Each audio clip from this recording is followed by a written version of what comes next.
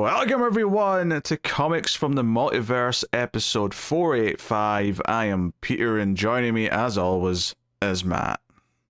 Hey, what is going on? I feel like you're emphasizing that more because you know your video is not working. Yep. Yeah, a little bit. If you're watching the video version of the show, you'll notice Matt's just a still frame because his camera was giving me one frame like every 2 seconds, and well, we could have left that on. It was actually kind of distracting, so we figured it'd be better just to have the still image while he's either connection or camera's messing up this week. But yes, welcome everyone. This is a DC Comics podcast. We get together and we talk about the DC books we read this week. Coming up on today's show, we have DC KO Superman vs. Captain Atom, issue 1. Batman issue 4, Absolute Green Lantern issue 8, Batgirl 14, Birds of Prey 28, Cheetah in Cheshire Rob the Justice League issue 5, Poison Ivy 39, JSA 14, Adventures of Superman The Book of Kal-El issue 4, and I've got 2 Patreon books I'm going to talk about that I'm still catching up on, which is Gideon Falls issue 6 and Planetary issue 14. I didn't read an issue number, but I think it was 14. So that's what's coming up today. Also, we should have had one more this week, but I forgot to tell Matt what won the vote from Patreon. So the winner of that vote was Night Fight issue 2, which did come out this week. I did read it, but Matt has not read it yet, so we will do that next week once Matt has had a chance to read it. But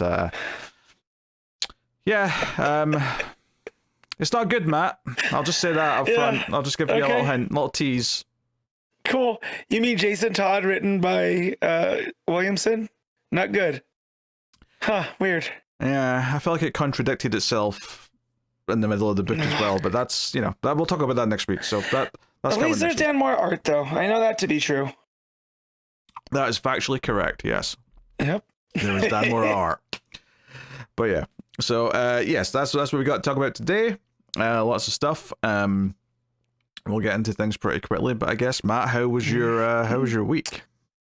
So after the Thanksgiving weekend, right? So we, work was only 2 days last week.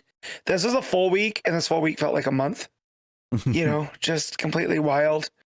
Just watched some older movies. Didn't have time to watch Addams Family Values around Thanksgiving, so we watched it on Monday.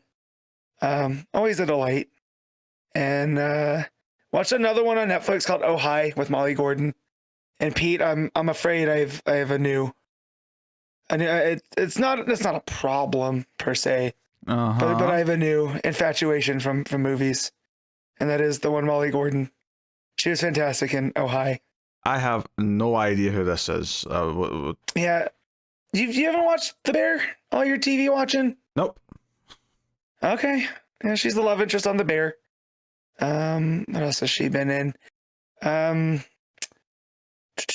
What was that movie that Olivia Wilde directed before? Cocaine Bear? Booksmart? Oh, Booksmart. No. Yeah.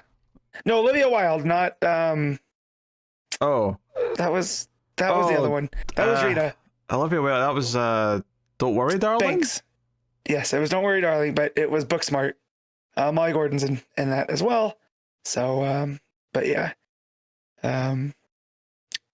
Anyways, yeah. So that was my week, and then catching up on comics and whatnot. So, how was yours? That was okay, I guess. It's very sleepy, very busy. Just kind of juggling stuff. String of middling movies for review, sadly. So I have nothing to overly praise this week. TV wise though, Pluribus has been good. I haven't watched this week's yet, admittedly, but at least it's been good. It's December time. Everything's getting Christmassy. Got the tree up for some sparkle lights in the background and I see that. Whatever else, but yeah, nothing too much to report, I don't think. Just kind of I'm ready to wind down, I guess, for Christmas season, I suppose. But we get into things. We got a lot of books to talk about. We'll start off though with the list formerly known as the ComiXology Top 10. This is the Kindle rankings for the week. So just looking at what they're sorted by on Amazon Kindle right now. Matt, you got a guess for what number 1 was this week? So we had that Superman versus Captain Atom special. We also had Night Fight, which tie into the event. But also Batman's a big seller, and there was a Batman issue this week. There's also an Absolute book, right? I don't know how well Green Lantern does compared to the other Absolutes. I'm going to go out on a limb and say Superman versus Captain Atom. Nope. Okay. So now I'm going to shift over to Batman. That is correct. Batman issue 4 is number 1. Number 2 is Night Fight. Number 3 is Ultimate Universe 2 years in... Is it just 2 years in? What's the title of this thing? What the hell is that? Yeah, Ultimate Universe 2 years in, number 1. Okay. These titles are getting silly. Fine. Number 4 is Superman versus Captain Atom. Number 5 is Absolute Green Lantern. So everything you mentioned was in the top 5. Yeah. But yeah, just that one weird Marvel book in the middle there. Number 6 is Amazing X-Men. Number 7 is G.I. Joe. 8 is JSA. 9 is Fantastic Four. And 10 is Doctor Strange. So 5 DC books in the top 10 versus 4 Marvel. And 4 of them in the top 5 is pretty good. You do have to go down a little bit, though, to get to the next ones. I think Cheetah and Cheshire here is at 17. Birds of Prey... Sorry, 18, sorry. Birds of Prey is at 19. Book of Kal-El's at 20. And then 21's Batgirl. So yeah, those are all bundled together at the bottom end of the teens. So that's weird because on League of Comic Geeks, Batgirl comes in at number 5 here. So a lot of people on League of Comic Geeks pulling that one. Yeah, I'm not surprised. I mean, League of Comic Geeks, I feel like does tend to skew a bit more DC, actually. I don't know if all the weirdos who like to catalog things are more likely to be DC fans or whatever, but it still seems to be a bit more skewed towards DC. But yeah, nah, I mean, interesting enough rankings for the week. G.I. Joe being as popular as it is continues to befuddle me, and the fact that that's another Joshua Williamson book also is befuddling. But you know, and I say this because G.I. Joe was not a thing in the UK growing up. It was it never cracked. Like when the movies came out, it was like, what the hell is this stupid shit? Yeah. So yeah, so that was a whole, from my understanding too, G.I. Joe was meant to be a Marvel property. It was supposed to be a redoing of is the Howling Commandos? No, that's DC, right? Sergeant Rock and the Howling Commandos. You're thinking of Captain America's team, right? Yes. It was supposed to be a redo of that. So if you look, a lot of the early G.I. Joe stuff was 1-to-1 with these, World War II era characters from Marvel. And then they just decided to change it up at the last minute because of the toy line. And they said like a 1-for-1 and added a ninja with snake eyes. And then there we are. But yeah, it's very funny how similar a lot of those early G.I. Joe comics are to like Marvel, World War II era stuff. Just swapping Cobra for other very, very villainous people of the 40s. Yeah. So yeah, that's just a weird thing to me. I have no attachment to it, and nothing about it seems particularly appealing. But hey, there you go. That is the Kindle rankings for the week. There's no news specifically to comic books. I mean, I suppose we should probably mention something bigger related that could affect comic books down the line. Is apparently Netflix have come out on top as the winning bidder for buying Warner Brothers, which would obviously include DC. Honestly, I mean, a couple things. One, it may not go through for a variety of reasons. It'll take a year, 2 years maybe before it finalizes, and there's always a chance that some government body tries to shut it down, or there's always some chance of some other antics going on. So with that out of the way, I am worried about this purchase for a couple of reasons, but one of them is not comic books, actually. I mean, unless Netflix do something crazy, like they just come in and say, we hate comics, we're just going to shut this down, which I don't think they're going to do. I don't see them really touching the DC Comics publishing side all that much. I don't because they don't have an equivalent. I'm more worried about them not releasing movies like for sale on digital platforms, and like the Warner Brothers library being locked behind just Netflix and not available anywhere else. That sounds horrible if that's what they do. But for Absolutely. comics, I don't think I'm that concerned about much. Until they give me a reason to be concerned, I don't see a problem. It's really feeling like only 2 companies are starting to own everything, and that's not good. I mean, we're not at 2 yet, but I get what you're saying, though. We keep merging things. Yeah, so like Netflix now has Warner Brothers, Disney has Marvel. You know, like it's crazy. Well, Fox is the bigger thing there. And Fox as well. Yeah, I mean, I was just mainly going off of comic book type wise, you know. Oh, sure, but yeah, comics have been the big 2 for years. I'm just thinking of movie studios like Disney own Fox, Netflix might be about to own Warner Brothers, Amazon have got MGM. You know, like who knows what Universal will end up with, but they're still out there existing. Right. So yeah, I don't know. Not good. I saw that news this morning, and then also I have another layer as being a wrestling fan, right? And Warner Brothers has a big vested interest in AEW, which is the wrestling company that I follow. Sure. But yeah, there's an asterisk on that though, Matt. Just let me interject here, make you feel better. Is that the networks like TNT, TBS, and a lot of their other like networks were already separating from Warner Brothers over the next year, so. In theory, it should not affect their TV deals because they won't actually be going to Netflix. But any HBO Max like ties might be severed, so maybe brace yourself for that. But yep, as long as I have a streaming option and I don't have to wait to watch it on live TV, I'll be okay. But yeah, they're gonna spin off like Fox Sports did when Disney bought Fox. Yes, TNT, TBS. They're gonna be a different entity. I think they're calling it Discovery Go or something, which I think was something they were doing even before. Like, I mean, they probably knew they were going to try and sell it to someone, but they were doing that before they even like had bidders try to buy them. That was just something they were planning on doing. So the TV networks should be relatively unaffected by this. Yes, but as someone that does watch AEW on HBO Max, I am a little bit. I know it's not something to worry about for a little while, right? Like this is. At least a year. The can down the road, but at the same time, it's just like, man, we're supposed to cut the cord, right? And now everything's just become cable again. Oh yeah, I mean, if this all goes through, and why would Netflix have HBO Max still operating? They would just roll it all into Netflix, and Netflix would probably be like $50 a month. Well, and at this point, I'm a legacy Netflix member, right? I've had it, I've never dropped it. Right. So I still have access to all the stuff for a decent price. It goes up every year, but not like I have a friend from work that subscribes and unsubscribes depending on what they want to watch, and that price fluctuates. And he was telling me like one time there was a movie that was supposed to debut. I forget which one, but he couldn't watch it because he didn't have Netflix Premium. And I didn't even know Netflix Premium was like a real thing.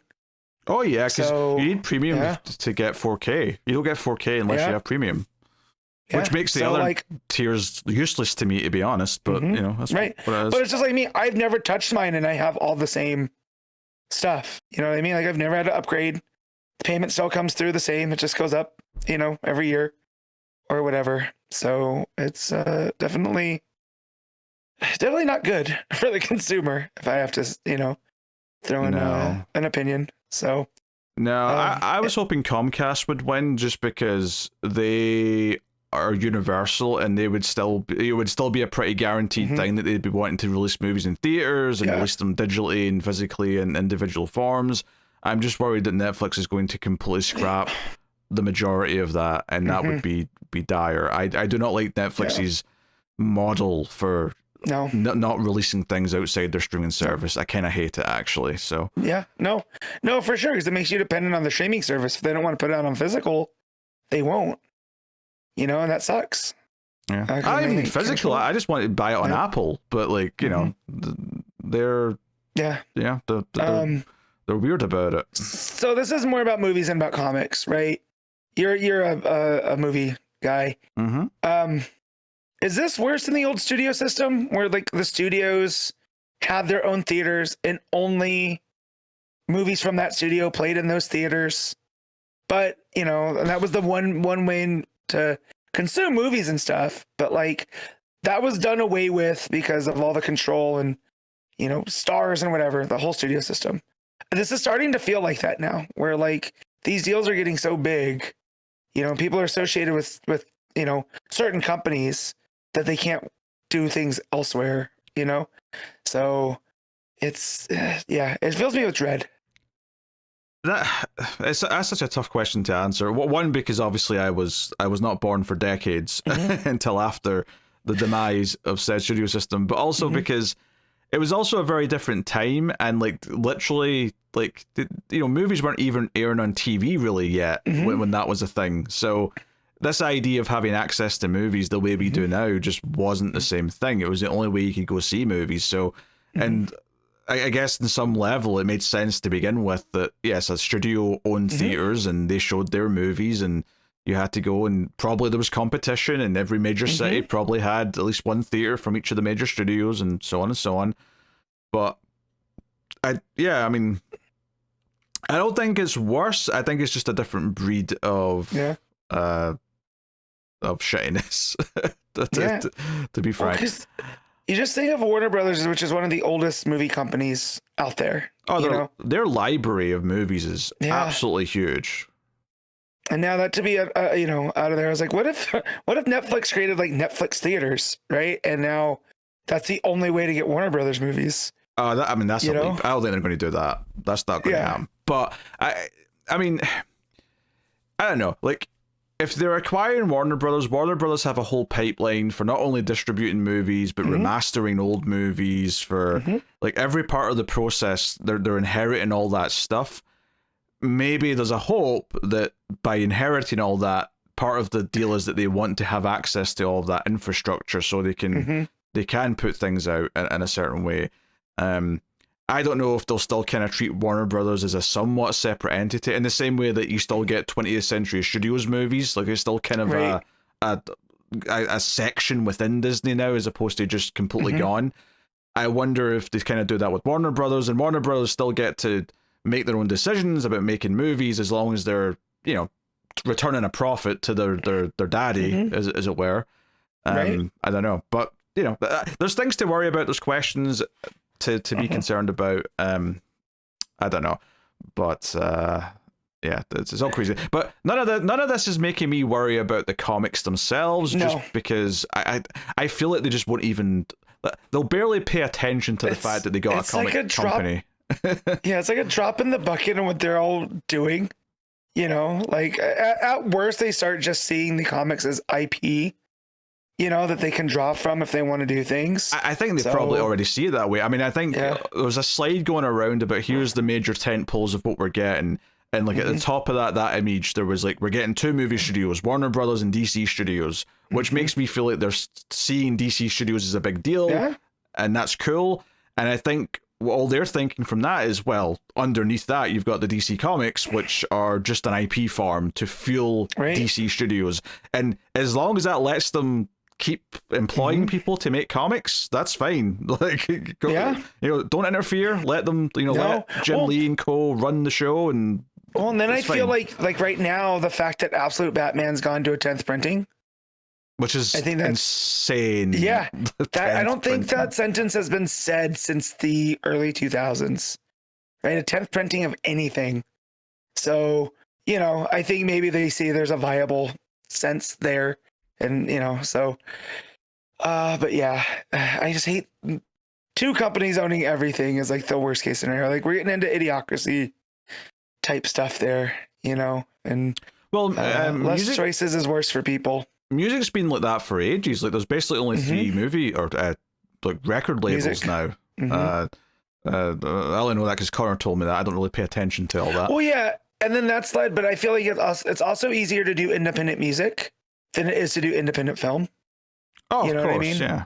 So, you know, I feel like a lot of the bands I listen to now aren't signed to a major label, right? They kind of do things DIY and then have a distribution deal with a mid-level kind of one. But yeah, all the majors, it's been like that it was actually starting to feel like that, where I was listening to a podcast from a music guy and they were talking about how albums used to be recorded, how much money it used to cost. And that's what it sounds like with movies. And that's how I feel now, where like you look at some of these budgets and they're so inflated, you know, and it almost got to the point where where's the tipping point at? and it kind of crumbled around them. So hopefully it doesn't come to that, right? I mean, movies are a much bigger thing than I don't want to say the music industry, but you know, there's a lot more time and people that work, you know, into that. Well, I mean, deal. For a long time, the music itself makes basically no money. Like, it's the live shows and merch that make money, or if a song is put in a movie and you get a payday from that, then that's a big payday. But like the actual music itself, the days of like the sales of the albums actually being anything but pennies are kind of long gone, because everyone just has either Spotify or YouTube Music or Apple or whatever. You know, there's like 4 or 5 of them, and they're all the same thing basically. Plus, or take a couple of little changes. So that's what. So it's So there's things to be concerned about. I don't think the comic books themselves are what I'm worried about, though. I'd be surprised. I mean, who knows? For all we know, they might pull some weird move that we can't see coming, but I don't see any reason to assume they're going to at this point. So, yeah, I just keep as someone that is naturally anxious, right? I said that I saw a thing that said that none of this will even impact anything until Q3 of 2026. Now, I don't know when Q3 of 2026 is, but you know, that's far enough away. Like I can't even see that bridge, right? So I'm just gonna not worry about it and like enjoy my comics and my DC stuff and my AEW as I always do. Yeah. I just hope this means that Netflix want to evolve beyond what they are right now, as opposed to forcing Warner Brothers to fit into what Netflix already is. That's my hope. Yeah. We'll see how it goes. But so let's get into the books then for the week, shall we? DC KO Superman versus Captain Atom issue 1. Joshua Williamson writing with Sean Isaacs on the art. So this is the first of these fight month books. These you know, there's like 8 of them because there's 16 competitors all having one-on-one fights. Some of them are one shots, some of them are in books that are ongoing. For example, the Lex one with was it Etrigan? I think he's fighting. Yes, that's in Superman. So look forward to that. So here's just a list because it's on the first page. As an ad, you got round 2, which is Aquaman versus Hawkman in Aquaman 12. And then round 3 is Wonder Woman versus Lobo, which is in its own issue. Round 4 is Cyborg versus Swamp Thing in Titans 30. Round 5 is Harley versus Zatanna, which is its own thing. The Flash 28 is Jay Garrick versus Guy Gardner. Round 7 is Superman 33 with Lex versus the Demon. And round 8 is Red Hood versus Joker, which is its own thing as well. So I think it's pretty well spread out. There's four tie-in issues and then 4 standalones, you know. So yeah. And this very much is a Captain Atom focused issue, and then it's his narration for the most of it. But ultimately, other than a little bit of backstory, which I think they intentionally did that because, like, everyone knows Superman. Not everyone knows who Captain Atom is, so we're going to explain who he is. But once it sets it up, it's basically just a best 2 out of 3 fight, just like a video game, to the point where they even do like a comically big KO page for the end of each round, which I could almost hear the announcer voice saying KO as I read those pages. Otherwise, though, it's just kind of okay, I guess. It's fighting, and that's all it is. And it's more of the is Superman the right person to do this because he's not willing to go far enough because he's the Boy Scout. That is the theme that is ongoing through KO, and there's more of that here with Captain Atom, you know, being like, I was in the military, I have all this power, I should have this over Superman because Superman's just gonna put things back the way they were. He's not going to make it better, which I thought was a interesting thing coming from Adam as well as it was coming from Lex. Yeah, right? Although it is kind of weird that he said basically the exact same thing as Lex did last week. I thought that was a bit I don't want to say lazy, but just like, it's exactly the same phrasing. I wish Williamson had done it a different way, right? Because I get what he's coming from, right? Because the version of Lex of that is a cutthroat type guy that wants to win, and with Captain Atom, I would have thought like more of a military strategy type vibe to sentence would have been a little bit better instead of the same exact thing that Lex said. Yeah, I also think that Captain Atom, it's I don't know, he feels a bit thin here. It feels like we're just making him the villain of the issue as opposed to try to like make it feel like, oh, he's got a good like point, you know? Yeah. And I think by having him phrase that the exact same way Lex did, I'm like, yeah, he just sounds like the villain because that's literally what the villain said last time. Well, and then they do the whole Monarch side of things, right? Because in the fight, after, you know, you win a round, you can take a different form. And there's some really meta things going on here. Matt, you don't have to win. Like both of them pick a form after each round ends. Oh, that's right. It's not the winner, right? Yeah. So they both pick a new form. And he picks Monarch, which is from this old story where Captain Atom goes bad. And we get Superman as Superman from the 853rd century. He's been living in the sun and whatnot. And I was like, well, there was something they could have done cool here where like he embraces the Monarch persona. Right. And that's what he does, you know, throughout the rest of the issue. And he really does this whole thing where I have to become the bad guy to win. And they don't even really touch on that. It's kind of just a very bland Superman versus Captain Atom, you know? Yeah, it doesn't really feel like we get much of an arc here where Superman decides, oh yeah, okay, I have to accept that I need to kill this guy. It just kind of feels like he does it very easily. And whereas it's really more just about like, oh, how does he do it? Because Captain Atom's so, you know, indestructible because of what his power set is and how his body's made up now. So basically the play out of this issue is that Captain Atom wins round one.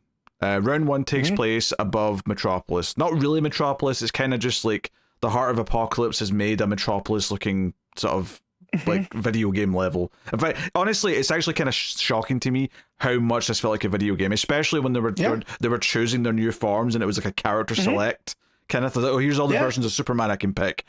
All right, here we go. Yeah. What was the DC fighting game? That was the Mortal Kombat. Injustice. It was Injustice. Duh. Yeah, this is like Injustice. Yeah. You know, except for the fact that Captain Atom is not high ranking enough to be in Injustice. He was not in any of those games, I'm pretty sure. No. An Injustice Superman would whoop the absolute shit out of Captain Atom. Like, oh, he pulverized him. Yeah. So, but yeah, and they do go out of the way. Williamson goes out of the way to be like, oh, to have Superman say that Metropolis. It feels like Metropolis, but it's missing something, right? Like there's the people aren't there, so it gives them a creative license to throw each other through a building, right? Like so they don't have to worry about bystanders and whatnot. Yeah, but it also just kind of adds to the fact that it's all a bit fluffy and nothing really matters that much. Because I mean, I think that's the thing about this is that I'm like, I feel like in the next issue of KO, like the next proper issue of KO, we're just going to get like one panel recaps of each of these 8 fights and just showing you, oh, Superman won this fight. Here's one punch to Captain Atom, so on and so on. And I feel like that'll be all the story we needed from them because I don't know if this really gave me that much because all this stuff with Superman, like having to lose himself and like give up who he is and be willing to kill in this tournament, knowing full well that if he wins, he can bring everyone back. You know, that's what we've been doing anyway. I don't think this necessarily added anything new to that, right? And if anything, it just made Captain Atom so two-dimensional to just repeat those beats again. That I don't know if I felt like I'm sure bigger plot advancements with Superman's character arc are going to happen in KO3 versus this. And, yes, absolutely. You know, so it is what it is. Like, so just to sort of do some highlights here. First thing Captain Atom does pretty much is he turns one of his hands into kryptonite and the other hand into like red sun. Whatever. I was like, okay, cool, whatever. That makes sense. Honestly, my favorite thing about the whole issue is the KO pages. Like, see those because I could hear the video game announcer yelling KO. It was the most that I got out of it vibe-wise. I think Izaakse is really good at action too. So when we do get the fight, you know, that leads to the KO. There is proper tension and build up, you know. And then the reset, I feel there's enough, you know, like good use of splash pages, right, to kind of reset before you get back into the fighting and stuff.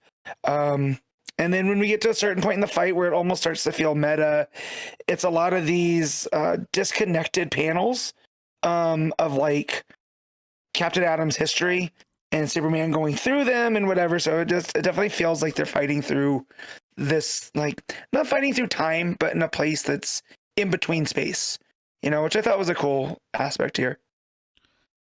Yeah, I mean, it does this thing where it's like Superman sort of fighting him into his own past, and then it's like they're fighting through comic book panels, like in a literal sense, and it's fine. I don't know. It all just feels a little bit. Oh, go crazy, Izaakse. Do whatever you feel like to represent this.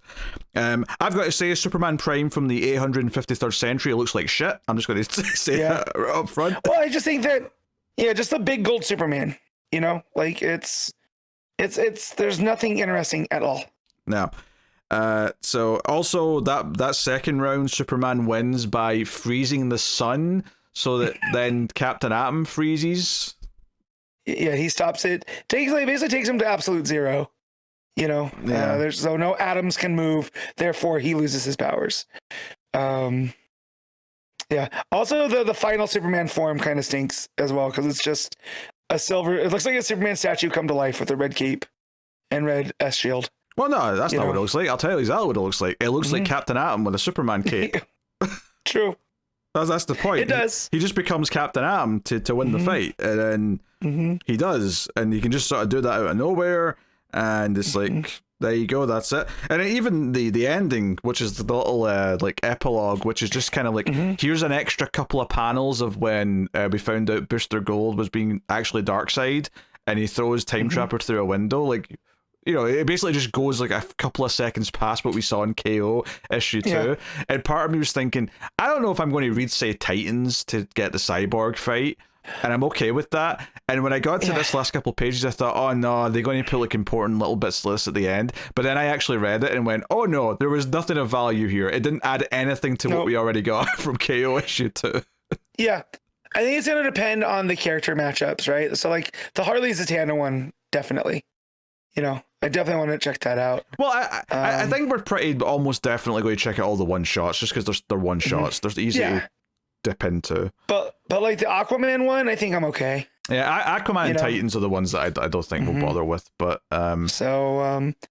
but yeah. And there's a bit here where Superman feels like the heart of Apocalypse corrupted Captain Atom, and that's why Captain Atom is talking like Lex. And, you know, there's a bit of a struggle where Superman's like, oh, is it trying to corrupt me as well? You know, so that was thrown in there. That was something a little bit new.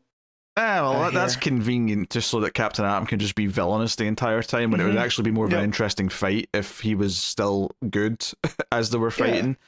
But, and that's the other worry about this all fight month, is I'm like, how repetitive are these going to feel? I mean, I know obviously the other characters won't be like throwing each other into buildings per se, because they might not be as powerful as that, but how much of it's going to be the wrestling with what to do? One of them might be corrupted to make them the villain of the issue, kind of thing. Well, I mean, we'll see. Which I'm looking at the matchups, and Harley versus Zatanna, I think there's a pretty clear way to do that one. But the only other one I feel like is Flash, because that's Guy Gardner versus Jay Garrick.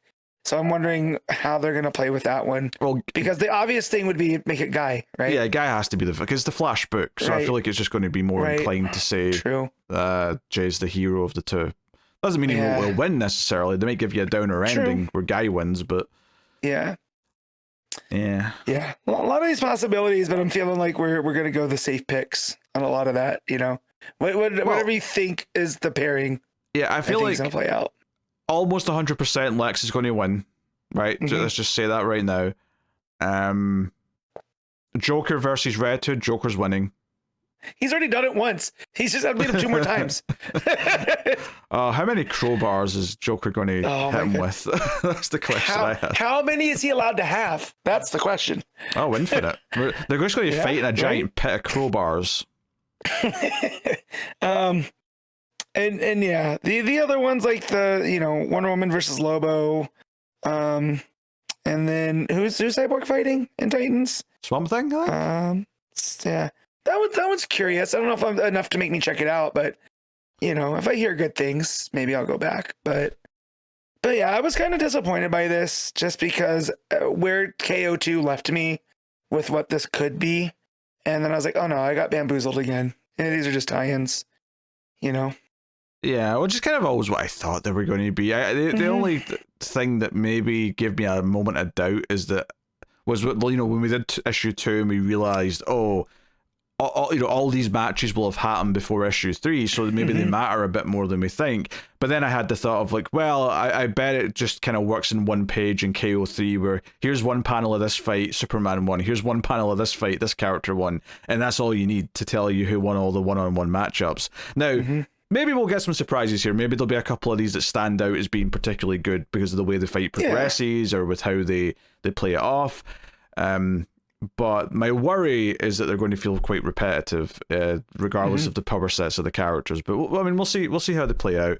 But I'm getting flashbacks to Nightmares in every issue, feeling like it was doing the same thing. So we'll see. Not that doesn't make me less into KO. The main story though, like I'm still excited for issue 3 of KO, but again, these are a necessary part of any big event. You always get the tie-in issues that always feel like I hate to say filler, but I don't know another term that's good to use, but they just feel like we're going to capitalize on having an event going on.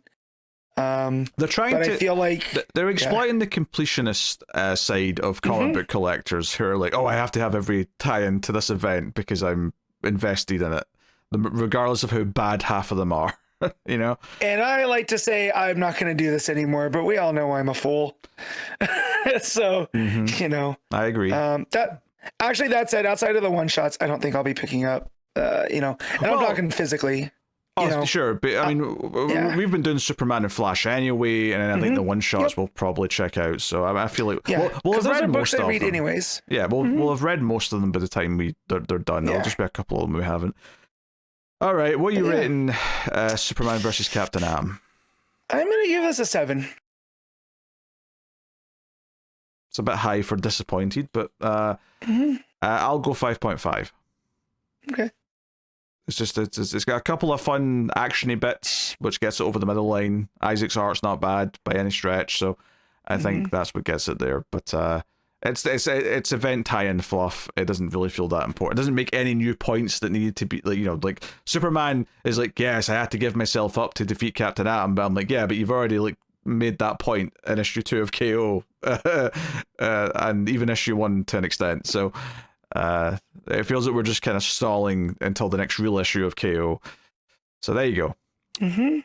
Batman issue 4, legacy number 932, Matt Fraction writing with Jorge Jiménez on the art. So we're introducing the Minotaur. What is the Minotaur, you might ask, ladies and gentlemen? Well, all of the crime families, most of which sound pretty new to me. I don't recognize a lot of these names. Yeah, no. So this is what I love that Fraction's doing. It feels like classic Batman, but it's been updated, so it feels like these are the new crime sectors of Gotham, right? Not new in that, but compared to the Falcons, compared to the what was Eric Roberts' character in The Dark Knight, Maroni, compared to those guys, but these seem like the typical, not the freaks, but the gangsters, and these seem to be updated versions of that. Yeah, Penguin's got one group, but everyone else is pretty much either new or at least I don't remember them anyway. So there's all these gangs working, and what we learn this issue, to kind of just go at it backwards a little bit, just because it's easier to explain it this way, is that the Minotaur is someone, and we don't know who it is under the mask, if it is someone potentially, that we'll recognize, but there is someone in the Minotaur mask who is controlling all these crime families. And there's an incident at the start of the issue, which is basically that one gang were going to pay for something with diamonds, and they hid the diamonds in the tank of a truck. And another, there was Anarchy and his group that tried to hijack the truck. But this all kind of set off a bit of a weird sort of gang war between 3 different mobs in the city. So it's okay, this is all breaking down, and the Minotaur's watching this and he's not very happy. And he calls them all in for a meeting to basically say, hey, I've built, he calls it the crime algorithm, right? Profits are up higher than any crime family's ever had, right? We all have our own sectors, one crime group, you're about the vice, one crime group's about the arms, one crime group's about all the gambling and all that shit, so on and so on. And we all have our part to play in the machine. And if we're up, we're all up. We're all making, it talks about 480% up over what crime was making money-wise last year. And because obviously Commissioner Savage is like all pro crime. We're doing especially well. So everything's going hunky-dory, but you guys having this little pissing contest is costing us money. We've lost billions of dollars in the last 3 days, and I buy that you make a lot of money in crime. I'm going to say that I don't think one city's organized crime is making billions in days. Like, I feel like we're, Gotham is pretty corrupt. Yeah, but how many people is there to make? Billions is a lot, even in 2025. Billions is a lot of money to be making in days. Movies that make $1 billion don't do it for weeks. Yeah, so here he says like over the last day we're each down 4.4 million, right? So that's 28 million over the last day, right? Because there's 7 of them. So, I don't know necessarily mean if it's billions and millions. Maybe he's being hyperbolic here. Yeah. You know what I mean? Sure. But at the same time, I really like this approach because the way that the Minotaur brings them together, he talks about this knot, right? And it's called the Tauros, and it's the prime knot, and it's 7 strands all pulling against each other. And when it works, it's the strongest, right? But one piece gets a fray, and the whole thing falls apart. And the way that that's how he says how they're working, and then he holds up his hand and this dude has 7 fingers on one of his hands. I had to do a double take at that. That was a fun little piece here to the character. I'm upset that Jorge Jiménez has resorted to AI to draw his comics, frankly. I mean, maybe this guy is AI. Maybe he is. Maybe that's the statement here. He is the crime algorithm, and he doesn't know how to, produce a human body because he only knows numbers. You know what I mean? Yeah, but no, he's talking about building this perfectly working machine where everything benefits everyone else, and they all have to stay in line. And the big dramatic ending to the issue is that to teach them a lesson, there's a consequence for like them having this little tiff. Even though, from the sounds of it, only 3 of the gangs were involved in this tiff, he still teaches it to all 6 of them. Because the 7th one is him, I think. He's like number 7. Yeah. So the 6 gangs is like, hey, I brought loved ones of all of you, and then he has his henchmen shoot all the loved ones. So, and they're all screaming.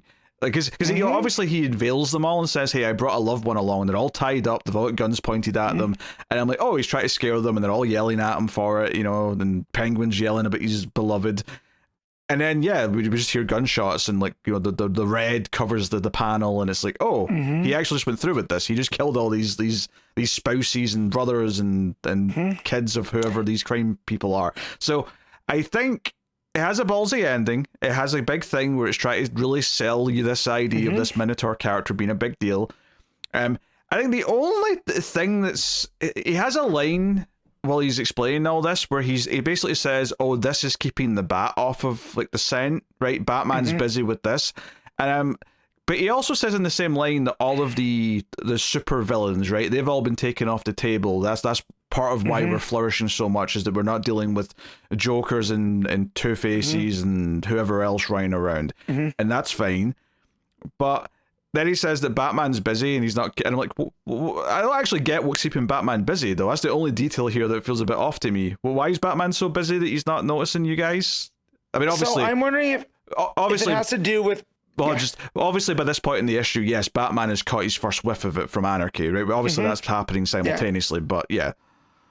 I'm wondering if the Minotaur is overvaluing Vandal Savage, and that's what he means by he's keeping him busy, right? Because of all the stuff that he's doing. That Savage is framing Batman for those cop deaths, with Batman and Robin. So, maybe that's what he's hinting at.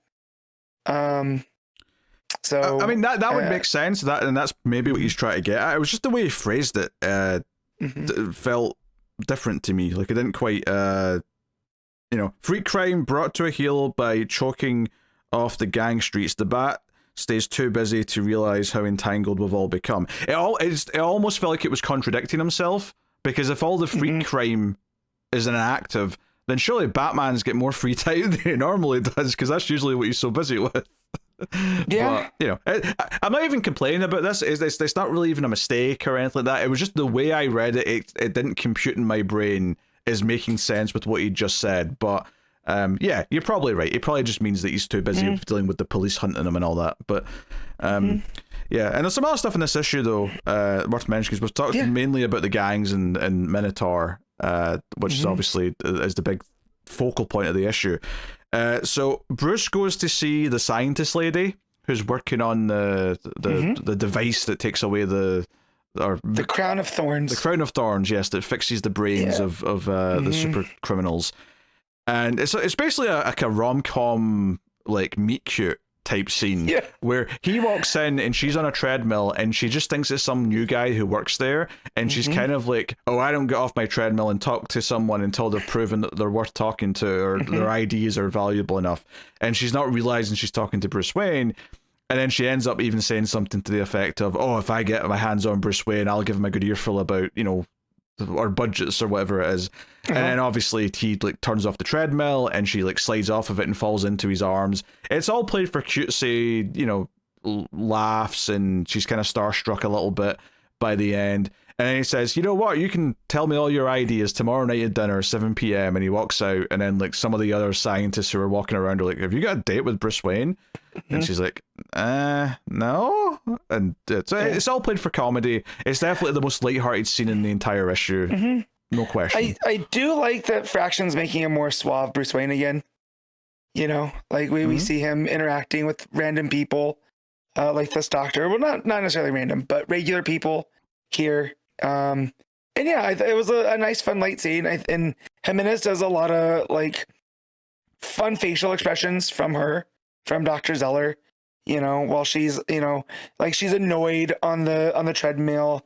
And then just like the shock on her face after she realizes that it's Bruce on the following page and whatever. So, it was a real fun piece to read. Yeah. And then there's some advancement with the kid who filmed what happened with the cops and Tim. And it turns out the guy that he went to, the reporter, has actually been fired for a while, but he still tries to take the footage to his old boss at the newspaper. And he basically gets yelled at and told to leave. He's a drunk and whatever else. So it kind of sets up as like, okay, he's got someone kind of on the tail of what's the truth, but his reputation's shot and like no one's going to trust him. So it almost makes me feel like they'll become like a little ragtag duo trying to prove Tim Drake's innocence. Not that they know his name's Tim Drake, obviously, but but Robin. Yeah. So I was like, okay, that's an interesting wrinkle, because last time I liked him going to a reporter, but I think this made it a little bit more of an uphill battle than just, oh, the reporter's got the information now and he can convey it to the world, you know. And also the fact, like, there used to be all of these newspapers in Gotham, but because of the state of the world, right, and everything's gone digital and all that, you know, there's barely any left, and then no one even pays a lot of attention to that one, right? Because it's the Gotham Eye, you know. So they're putting an uphill battle here, where like even if it does get out, who's gonna find out? You know what I mean? It's not like it's the Daily Planet, you know, or the Gotham Gazette, you know. So I do like that they put that there, that they made the struggle seem that much more difficult. Yeah, I mean, it's why any newspaper's also got a website these days. The website's arguably more important. The print's there for anyone who needs it, but like the website's the important part now. Yeah, so and then the other big part, of course, is Batman getting after Anarchy, who is like hiding in fear because all the gangs are after him for what he tried to do, and he doesn't even know. Like he even says, "Someone paid me off to try and rob that truck," which does raise an interesting question. Who paid him off, knowing full well that this would ignite something with all the gangs? Like part of me's thinking Minotaur himself, because he wanted to like teach a lesson to all these like gangs. Part of me's thinking Vandal Savage, because he wanted to see this play out. Or it could be another party altogether who's, you know, yet to be really introduced into the story. But yeah, no, it's funny because like, obviously there's not a lot of Batman himself in this issue, because we do focus so much on the gangs, and like all of the stuff at the start and the end is all very much about the setup of Minotaur, the conflict that's happening, and then by the time he's like grabbing Anarchy and making him tell him stuff, like Anarchy's like, hey, there's a new player in Gotham who's in charge of all the crime. It's more organized than it's ever been. So Batman's getting his first whiff of it here. So I mean, if nothing else, it is fun to see Batman go up against another villain who's got an animal theme. Just, you know, the Bat versus the Minotaur has got a ring to it, I suppose. Yeah. Well, I just love the whole idea that the Minotaur is trying to create a maze of Gotham, right? And then you just get the whole myth of the myth of the Minotaur on Crete and Perseus and all this other stuff. And I feel like Batman fits into that really well, right? Because we always think of, you know, Batman having a plan and all this other stuff. And you drop him into a maze like this, but he doesn't realize he's in the maze. Like, you know, I just like that for that. And then the interaction with him in Anarchy, I like that Batman pointed out, he goes, you were willing to jump off of a roof with no plan. How bad is this? Right. So I love that that's kind of his first tell. Oh, yeah, and Anarchy's even begging, like, hey, get me witness protection. I'll turn over state secrets and I'll talk about everything that needs to be talked about. I just, protect me from them. Or him, even. So, I mean, it's really working hard to try and sell Minotaur as a big bad. I think this is a solid introduction. Now, has it been successful enough to make me think he's as big a deal as it's making him out to be? That'll take a few more issues. That'll take a bit more, you know, seeing him interact. Like, that'll take me seeing his first interaction with Batman specifically. How does that play out? But it's not a bad start to a new villainous character in Gotham. No, I think he's got a cool look too, because it's a Minotaur, but it's like this digital helmet, right? It almost looks like a VR headset kind of deal, right? Like one of the big bulky ones. Well, he's got like a red line, like or let's say a red line, a red light going down the middle, and it's almost like it's like, are you familiar with the Cylons from Battlestar Galactica? Yeah, right? Yeah. They have kind of this one red like light eye going across, but the light kind of moves from side to side. You kind of get that vibe with this Minotaur, where there's like a sort of central light going up and down inside this line. Yeah. Which I think looks good. So. Yeah. And then the helmet jets off like the horns of a Minotaur, and he looks cool. I'm always a fan of a mask with a suit, right? Like I always call it like the proper lucha, where like you go and watch any Lucha Libre thing and one of the guys will show up in a full suit while wearing the lucha mask. And I always think it's such a cool look. And I feel like that's what's kind of going on here as well, because he's wearing the full like super nice suit with this big techno helmet. And yeah, it's Jiménez doing some really cool design work and making it fun to read, which, I mean, it should come as no surprise. Like, he's been a really solid Batman artist for a long time now. So to see these new characters play out it's also cool. Yeah, and I'm always a fan of superhero comics having proper supporting cast, so having Dr. Zeller be a recurring character who has interacted a couple times with Batman and has like an ongoing plot, but now she's interacting with Bruce. I like that that's there. I like the Minotaur's been introduced as this new villain. And there's, you know, ongoing things that feel like they're a part of Gotham right now, like Savage being commissioner and all the things he's doing as part of that, which ties into the other plots. You know, I think it's interesting Fraction waited till issue 4 to introduce his new villain, but I think that is quite smart actually, because we get a taste beforehand of like what Gotham's like right now, and we already have a lot of moving, you know, parts, so that dropping him in it now, it feels like, oh, this is something else on top of what we've already done. Yeah, I think it works quite well in this case to make Gotham feel pretty alive, but yeah, well, I mean, we'll see where it goes. All right, what are you giving Batman, Matt? I'm gonna an 8.5. Yeah, I think that's exactly what I was thinking. 8.5. I'm not going to call it amazing, which is, you know, what a 9 and up would be, but pretty great. I liked the introduction of the new character. I liked kind of the questioning at the start, like, you know, what's got all the gangs in a tizzy? Like, what was it? Is there some stupid little misunderstanding, and that's all it is? But it does make me question who tried to set off this misunderstanding if it wasn't one of these parties themselves. So, curious. All right. Absolute Green Lantern, issue 8, Al Ewing writing with Jahnoy. Actually, it's not Jahnoy Lindsay. I didn't change the artist. Not Jahnoy Lindsay. No, it's not. Because I noticed it was a different artist. I just didn't write down the artist change.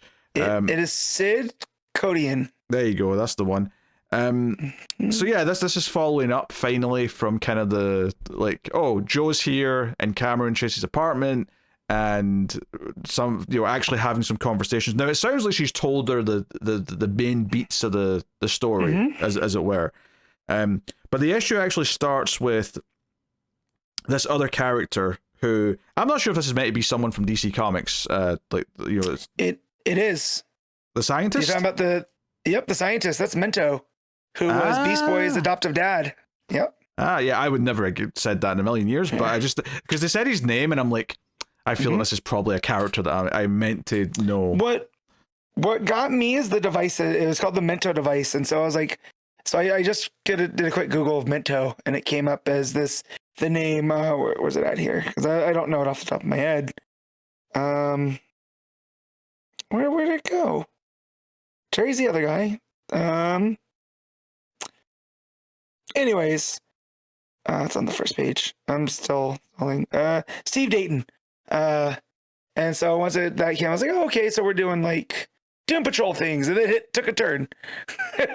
Yeah, because it's almost like he's tapping into the the Mojo is coming voice kind of thing, and it's actually speaking to him with this device, this mental helmet, very very Doc Brown, Back to the Future kind of big helmet with all these cables attached to it, and his friend shows up at the door, comes in, and scientist is very skeptical and paranoid. He's got a gun in his hand. He's got a code word he needs him to say, a little phrase. And he comes in, but the twist of the scene is that the friend turns around and shoots him, and then reveals that he's actually I don't know if we'd call him a shapeshifter, but at the very least he's got face tech. Yeah.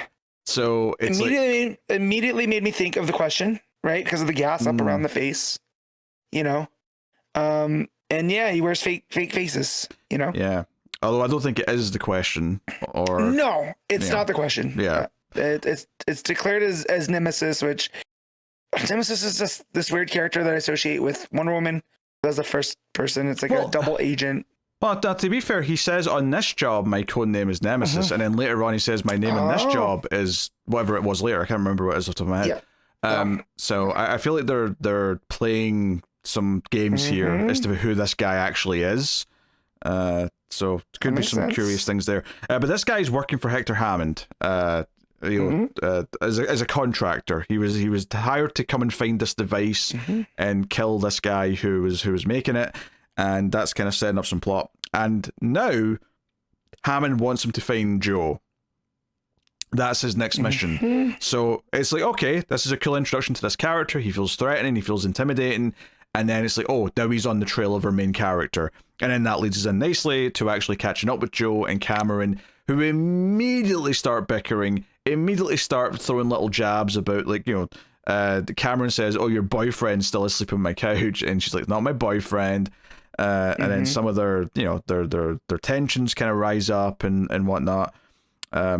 So, in fact, hell, I mean, Joe gets pissed and says, oh, now you want to stick around now that we're not a couple? You don't just abandon me like you did when we were married? Which is interesting because Joe's the one that ended up cheating. So it's kind of interesting that she doesn't even feel like she's on the... because I think most people in this situation would probably expect that Cameron would have the moral high ground because she's not the one who cheated. But I feel like Joe's got a lot of pent-up rage here about what drove her to cheating in the first place, and even calls out this idea that, hey, I got into the city, I was this fresh new person who was just discovering herself, and she's not accusing her of like preying on her, right? She even specifically says that, but this idea that all your affection and attraction completely swallowed me up, and I fell for all of it. And then once time went past, though, I saw who you were and that you're dedicated to your work and there's never any time for anyone else, and so on and so on. So, I do like how this argument comes around where you're kind of like, okay, these are typical what you would read in comic, but then they're a lot more nuanced with that, where the whole, oh, so now you want to stay? And I'm like, oh, what does she mean by that? And then you get into that where, no, she was always at work. And she did all this stuff to ingratiate herself to Joe, but then was never around. And then from Joe's perspective, it's like, well, what was I supposed to do? I was lonely and whatever. And then just the way that Chase then goes immediately into work, right? When Joe starts explaining stuff. So it's almost like Chase can't help it. That's just kind of who she is. Yeah. Right. So I do kind of like that. Yeah, and I also like that her describing this about Chase lines up with the fact that in that flashback issue where she was basically getting ready to break up with her, but then Chase proposed, right? And it was I think that lines up with this idea of the love bomb, as she calls it. You love bombed me, and it's like just as she thought she was starting to have her doubts, she got proposed to, and then that just kind of like ensured the love bomb kept going for a little bit. So. But yeah, she talks about Tomar Ray a lot here because she's like, "Hey, what did you see in that vision? Keep telling me." And he's like, "Who's that bird guy?" Yeah, the bird guy. And it's like, "Yeah, Tomar Ray. He could see me, and I could see him. He's an anomaly like me, but he's got the red level of power." And it's like, okay, this is interesting. She's starting to like voice out some of the things we've been seeing and kind of elaborating on them a little bit. Also, Tomar Ray's a bit more buff looking in the Absolute Universe. I just what to say. It's interesting. He looks almost like a warrior monk kind of deal, you know? Yeah, I can see that. So the big thing that happens here, though, is Chase says, "Wait, so your wedding ring," and I thought she was going to bring up, "Wait, you're still wearing your wedding ring," and she didn't bring it up, but I suspect that it might come up at some point later. But she's like, "Okay, so your ring absorbed the Green Lantern power from Abin Sur. Take off the ring. We have to address here, are you what's special? Is the power in you, or is the power in the ring?" So Joe takes the ring off, and sure enough, her green glow disappears, and she looks normal. And she says she feels normal. So Cameron grabs the ring, puts it on, and then punches through a table and says, I'm so adrenaline filled right now that I might have been able to do that anyway. Maybe the ring gave me a little bit of extra juice, but I think it's pretty clear that I don't feel like you do when you're wearing it. So it is a you thing. It's not just that anyone can put on this ring and suddenly they're making constructs and firing energy blasts and whatever else. So I was like, you know what? I'm glad you're establishing this. I'm glad we're saying, hey, this isn't just something that's like a magic thing that anyone can put on and just suddenly that's it. Well. And then she tells her too, when she hands it back, "We know what makes you vulnerable." And that coming from the ex handing the ring back as well. There's so many layers there. But notably says, "Put it back on because you're vulnerable without that ring now." So I like that. I like that part of it because I enjoyed their bickering. Like I thought that was good character stuff. But I think this part was really good. Of like, okay, we've spent so much time just doing stuff in this book and having us theorize about how this works in this world, and we've explained some of it to an extent. But I love that we're at a point now where characters are just saying, okay, what are the rules here? How does this actually function? How is this going to work going forward? Right. And it feels that they're actually starting to address that a little bit. And I like that it comes from someone like Chase because she's at the DEO. She sees weird stuff all the time. So of course she goes immediately into, how does this thing work? What are the rules? How can this hurt me? How can I exploit this to do whatever? So again, I just thought it was a really good pairing here because the fact that she goes in from that super uncomfortable conversation with her ex into work stuff too, it just kind of shows a piece of her character. I mean, it's what she even says, like, you've become work. Like, you're now my work. So now she has time for her. Like, that's something that is addressed. And there's a great panel at the end of the scene when Chase leaves and says, "Hey, stay away from the windows. Don't let anyone see you. Stay hidden." Where she's just left, like Joe's just left in the apartment on her own, and it's this wide shot, and you can see like these mirrors on either side of the room, so she's perfectly symmetrically framed, and she's just left on her own, saying, "Oh, I'm still being left behind here, like on my own." And she feels alone in the panel. Like it does a good job of making it feel the isolation of like being left behind like a pet or something, you know? So then we go to a scene with the leader of the DEO, and Baz and his partner. Now, his partner's not Jessica Cruz, which was something we were maybe theorizing a little Agent bit. Limbo. Yes. Now, this is a character, right? This is a character from DC. Hey, I got to. I'll look it up. I didn't look that up. I got distracted by why the hell Simon is wearing a mask. Well, because she started talking about her powers, and I'm like, okay, this is definitely a character that I just isn't springing to mind. So Simon's wearing a mask. We noticed that last issue or whatever issue he was in briefly, and the partner asked him about it, and it's something to do with he can't take it off if he ever sees his own face. he'll cease to exist. Yeah, after a fight with Dr. Silence, and I'm like, also there's lore as to why he's wearing a mask. That's okay. That's different. I love it. But all right. Yeah. Because when we saw him wearing the mask, I was like, oh, it's just on the job type stuff, right? He's whatever for whatever reason. And then they're in here across the desk from the boss. I'm like, why? This is not like on the job type stuff. And then that thing, he's like, oh, it's a minor ailment. And then Limbo looks over, is like, that's minor to you? Like, so real quick, Carrie Limbo is a character. She was a fortune teller with limited precognition who was the first love of Guy Gardner. Oh, God. All right. Yep. So again, another, first appearance was in Green Lantern Volume 2, number 117. Another deep cut Green Lantern side character. Yep. And that's what her powers are. It's limited precognition. She tells her boss, like, I'm not a telepath. I can just kind of get vibes of what's going to happen. So again, it establishes that real quick. Then why don't you start dating Guy Gardner? He has that charm to him, No, he doesn't. It worked on ice. I'm just saying that. But Chase even mentions this thing. Is like, I don't know if I can fully trust the main boss, but Simon's as good as anybody. And then we immediately get like, I was getting like dirtbag vibes from this guy, from the boss.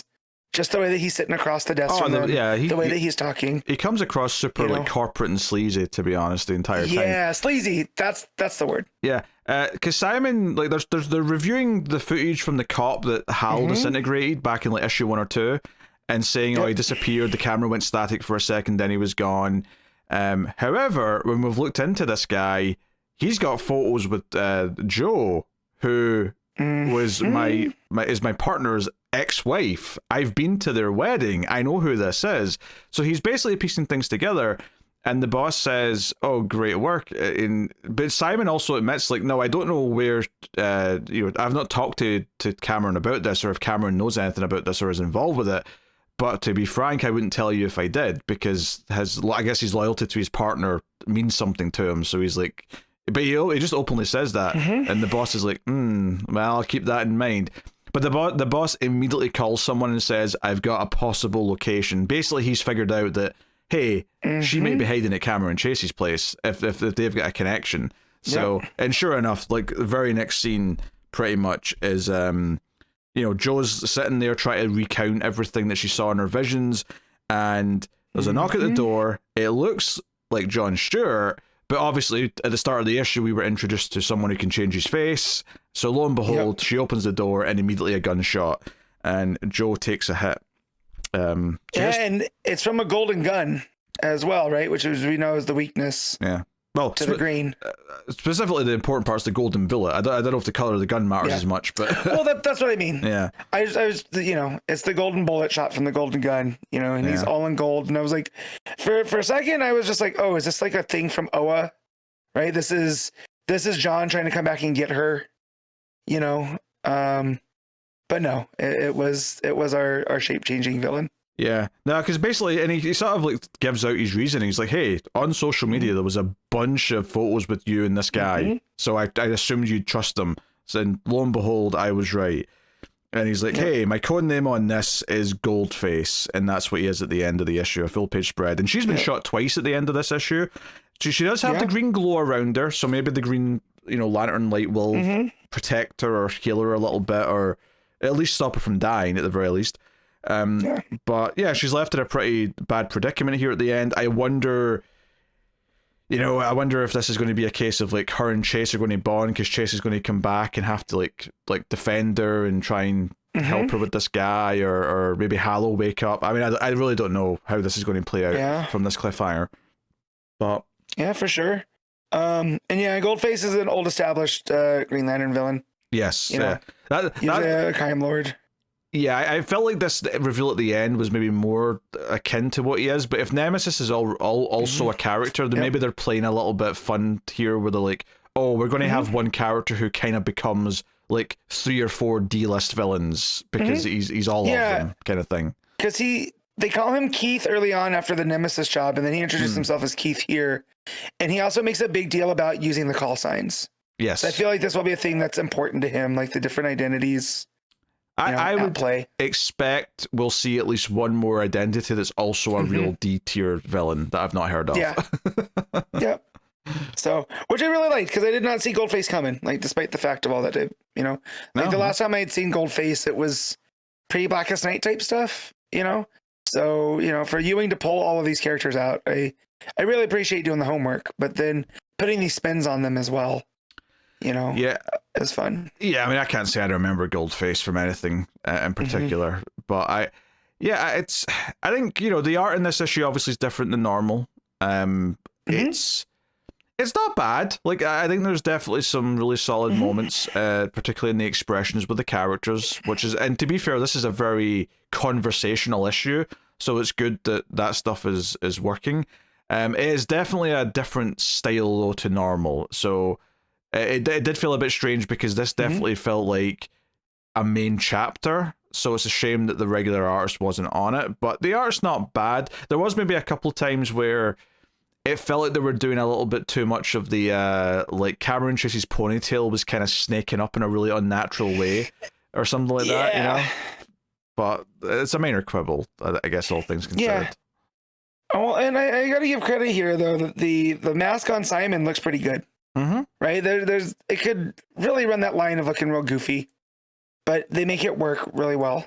So, big fan of that. But yeah, then for a lot of it, it's a conversation between Joe and Cameron, and I feel like a lot of that art looks pretty good. A lot of breakdowns that are traditional. So yeah, but even the scene after that, the DEO is again, it's a conversation. Yeah. Like it's pretty much all conversation stuff, right? Yeah. Even the start and the end are mostly conversation as well, just with a couple of gunshots sprinkled in. Yeah, so for sure. I think the expressions are really good. I wouldn't say that the art is necessarily like super great to my taste per se, but I do think it really gets the point across in what the characters are trying to express or feel like constantly throughout the issue, and that was important for this issue. So I think it nails the storytelling element, even if it's not necessarily the most visually pleasing to my eye, just in terms of a style overall. Which bizarrely is actually how I feel about the regular art in this book usually, to be honest. It's just different than the normal art, but a different way. Yeah, so hey, all right, what are you giving Absolute Green Lantern issue 8? I'm gonna give this one a 7.5. I'm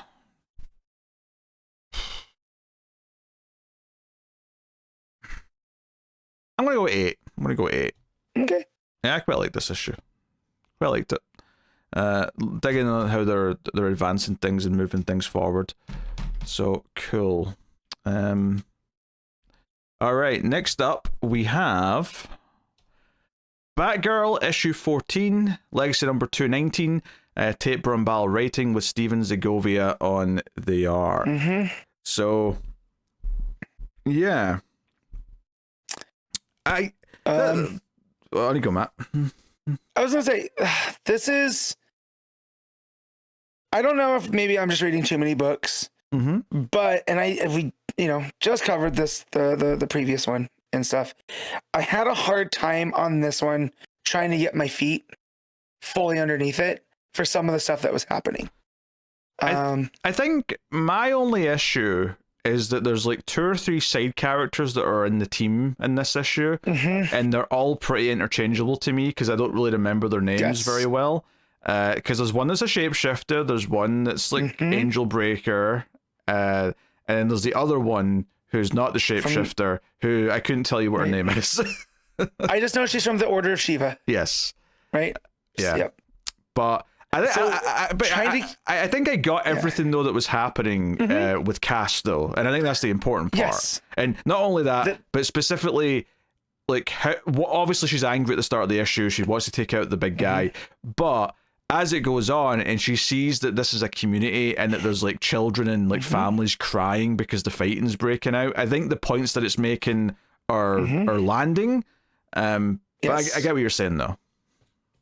There's a lot of subterfuge too with what Nissa's plan seems to be from what I'm gathering from it. But yeah, not getting a full control under which character is which, you know, until certain things happen. Yeah, that's where they're it comes also from. wearing identical blue outfits because they've all infiltrated these ninjas, so that's not helping matters. Yeah, the unburied all that much. However, Cass's relationship with her brother, I've really loved how that plays out here.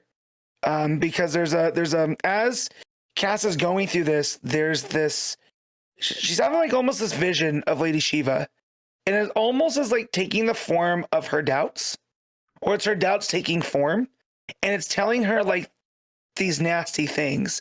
And when it gets to Tenji, her brother, he's like, he had the life you never got. He was only protected. He wasn't trained to be a weapon.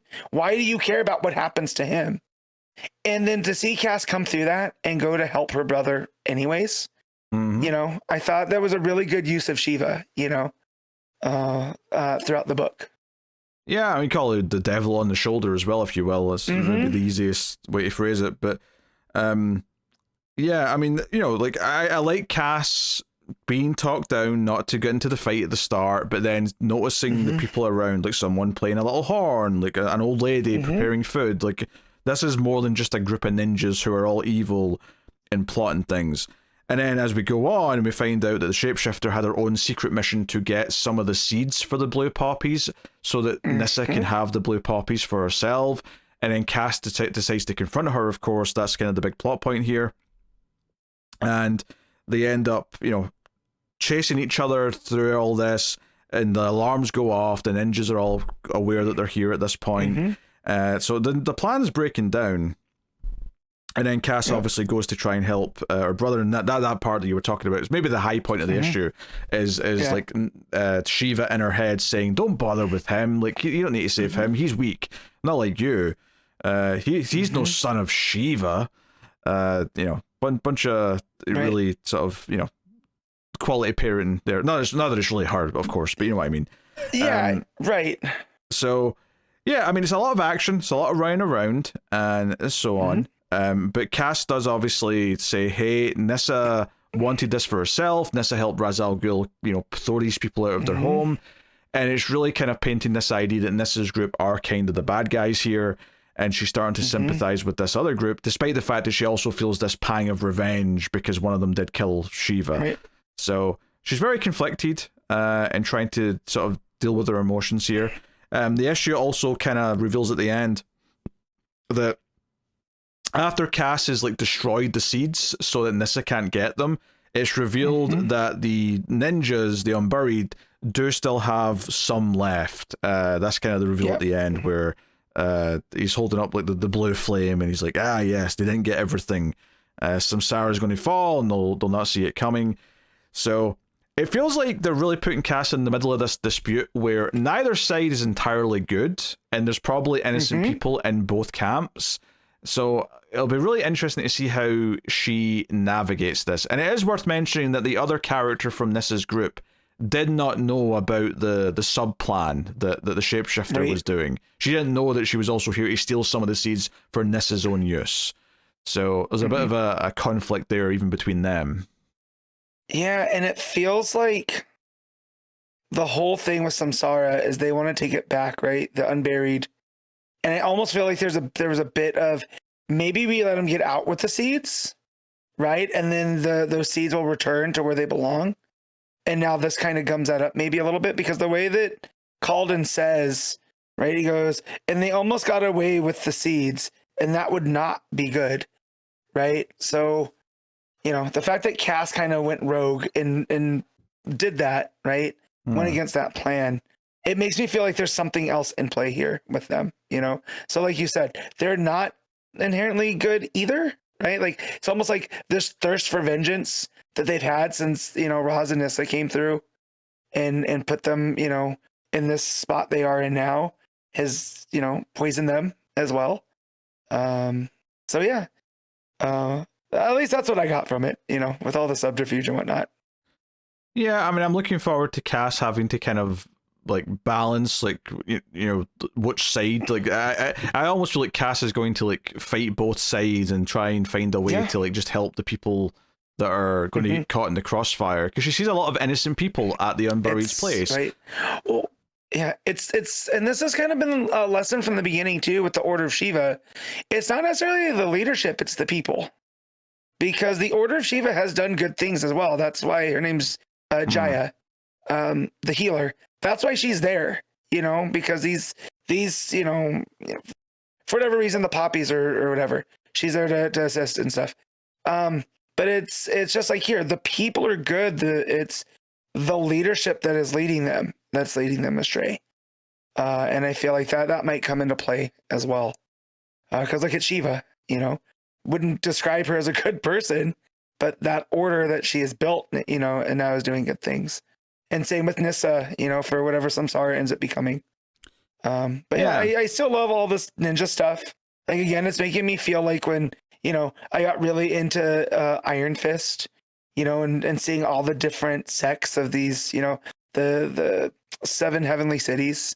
And so all these different ninja groups or whatever, I'm glad they're all distinct, right? They all have their own look and whatever. It was just, in this one, everybody wearing the Unburied stuff was just a lot to try to keep track of who was who on each page. So. Yeah, I mean, none of the dialogue mostly gave you the context of who was who, but it definitely visually didn't stick out necessarily. And especially since there were some pages where it was skipping between, I think the shapeshifter and Jaya, you said her name was. Like, I think at one point it was cutting between those two characters, and when they had their blue hoods up, there wasn't really any visual difference between them, right? No. They were very, very similar looking, and that was maybe throwing a little bit of wrench into the flow. I mean, it did mostly flow well in terms of the action for sure, and I did really like this idea of Cass constantly questioning, like, what are we going to do here? Like, do I step in and stop this plan because it's actually something nefarious that Nis has sent us here to do? Do I go and help my brother? And ultimately she keeps making these moral choices. And I think whenever Cass is put in a situation where she has to try and decide what the right thing to do is, I'm usually having a really good time with that. Because it's like her heart and wanting to do the right thing is a big part of the character. So I'm into all that. And Segovia's art, well, it's not the usual artist, and I can see the difference. It is good. Like, it is solid art. It's still decent. The action sequences when they get going are really good. And all the stuff with the Angel Breaker I thought looked cool. And I do like also Cass halfway through the issue puts her cowl on, so she's got like the blue ninja outfit, but she's got her head sticking out with the bat cowl on. If we get a redesign out of this, and we get that ninja Batgirl kind of vibe, I think that'd be cool. Something similar with the hood or whatever. That's not quite her orphan gimmick, right? But something here, the big and bulky. But yeah, another thematic thing I'm picking up on as you were just talking about, about her brother too, and belonging, is like, for as much as he is Shiva's son, he's also Bronze Tiger's son, and I'm wondering if that's also going to come, the ultimate revelation to Cass is, as much as she's Shiva's daughter, she's also Batman's daughter, right? And that, she's allowed, she'll always be caught between these two worlds, but she's going to pick the one ultimately that protects. And so that's what that was kind of put in there with Tingy, right? That ultimately that's, he was only protected and all this other type stuff. Yeah, I mean, the way you said that as well, you said, like, he's also Bronze Tiger's son. I'd say he's mostly Bronze Tiger's son because he saw Shiva like once a year or whatever it was. Right, but for the sake of the story, right? That's what the drive between them is, right? That's Shiva's son, right? And so then that Cass will pick what she's defined by. She's not going to be defined by others, and whatever. And I keep getting that, Brombal throwing that in, a lot through here. So to see that come up with the relationship with Jade Tiger here too, again. But yeah, no, it's still a book I look forward to every month. Like, it is so good. Really, really enjoying Brombal's Batgirl. Yeah. Well, go ahead and rate it then, Matt. I'm gonna give this an 8. Yeah, I'm going to go 7.5. Just knocking it a little bit, just because of the, like, some of the characters sometimes been hard to distinguish because they're all wearing the same blue outfits. But I like Cassie's, like, what she's faced with to like, make decisions on in this issue quite a bit. So curious to see where we go with that. Birds of Prey issue 28, Legacy number 226, Kelly Thompson writing with Sami Basri on the art.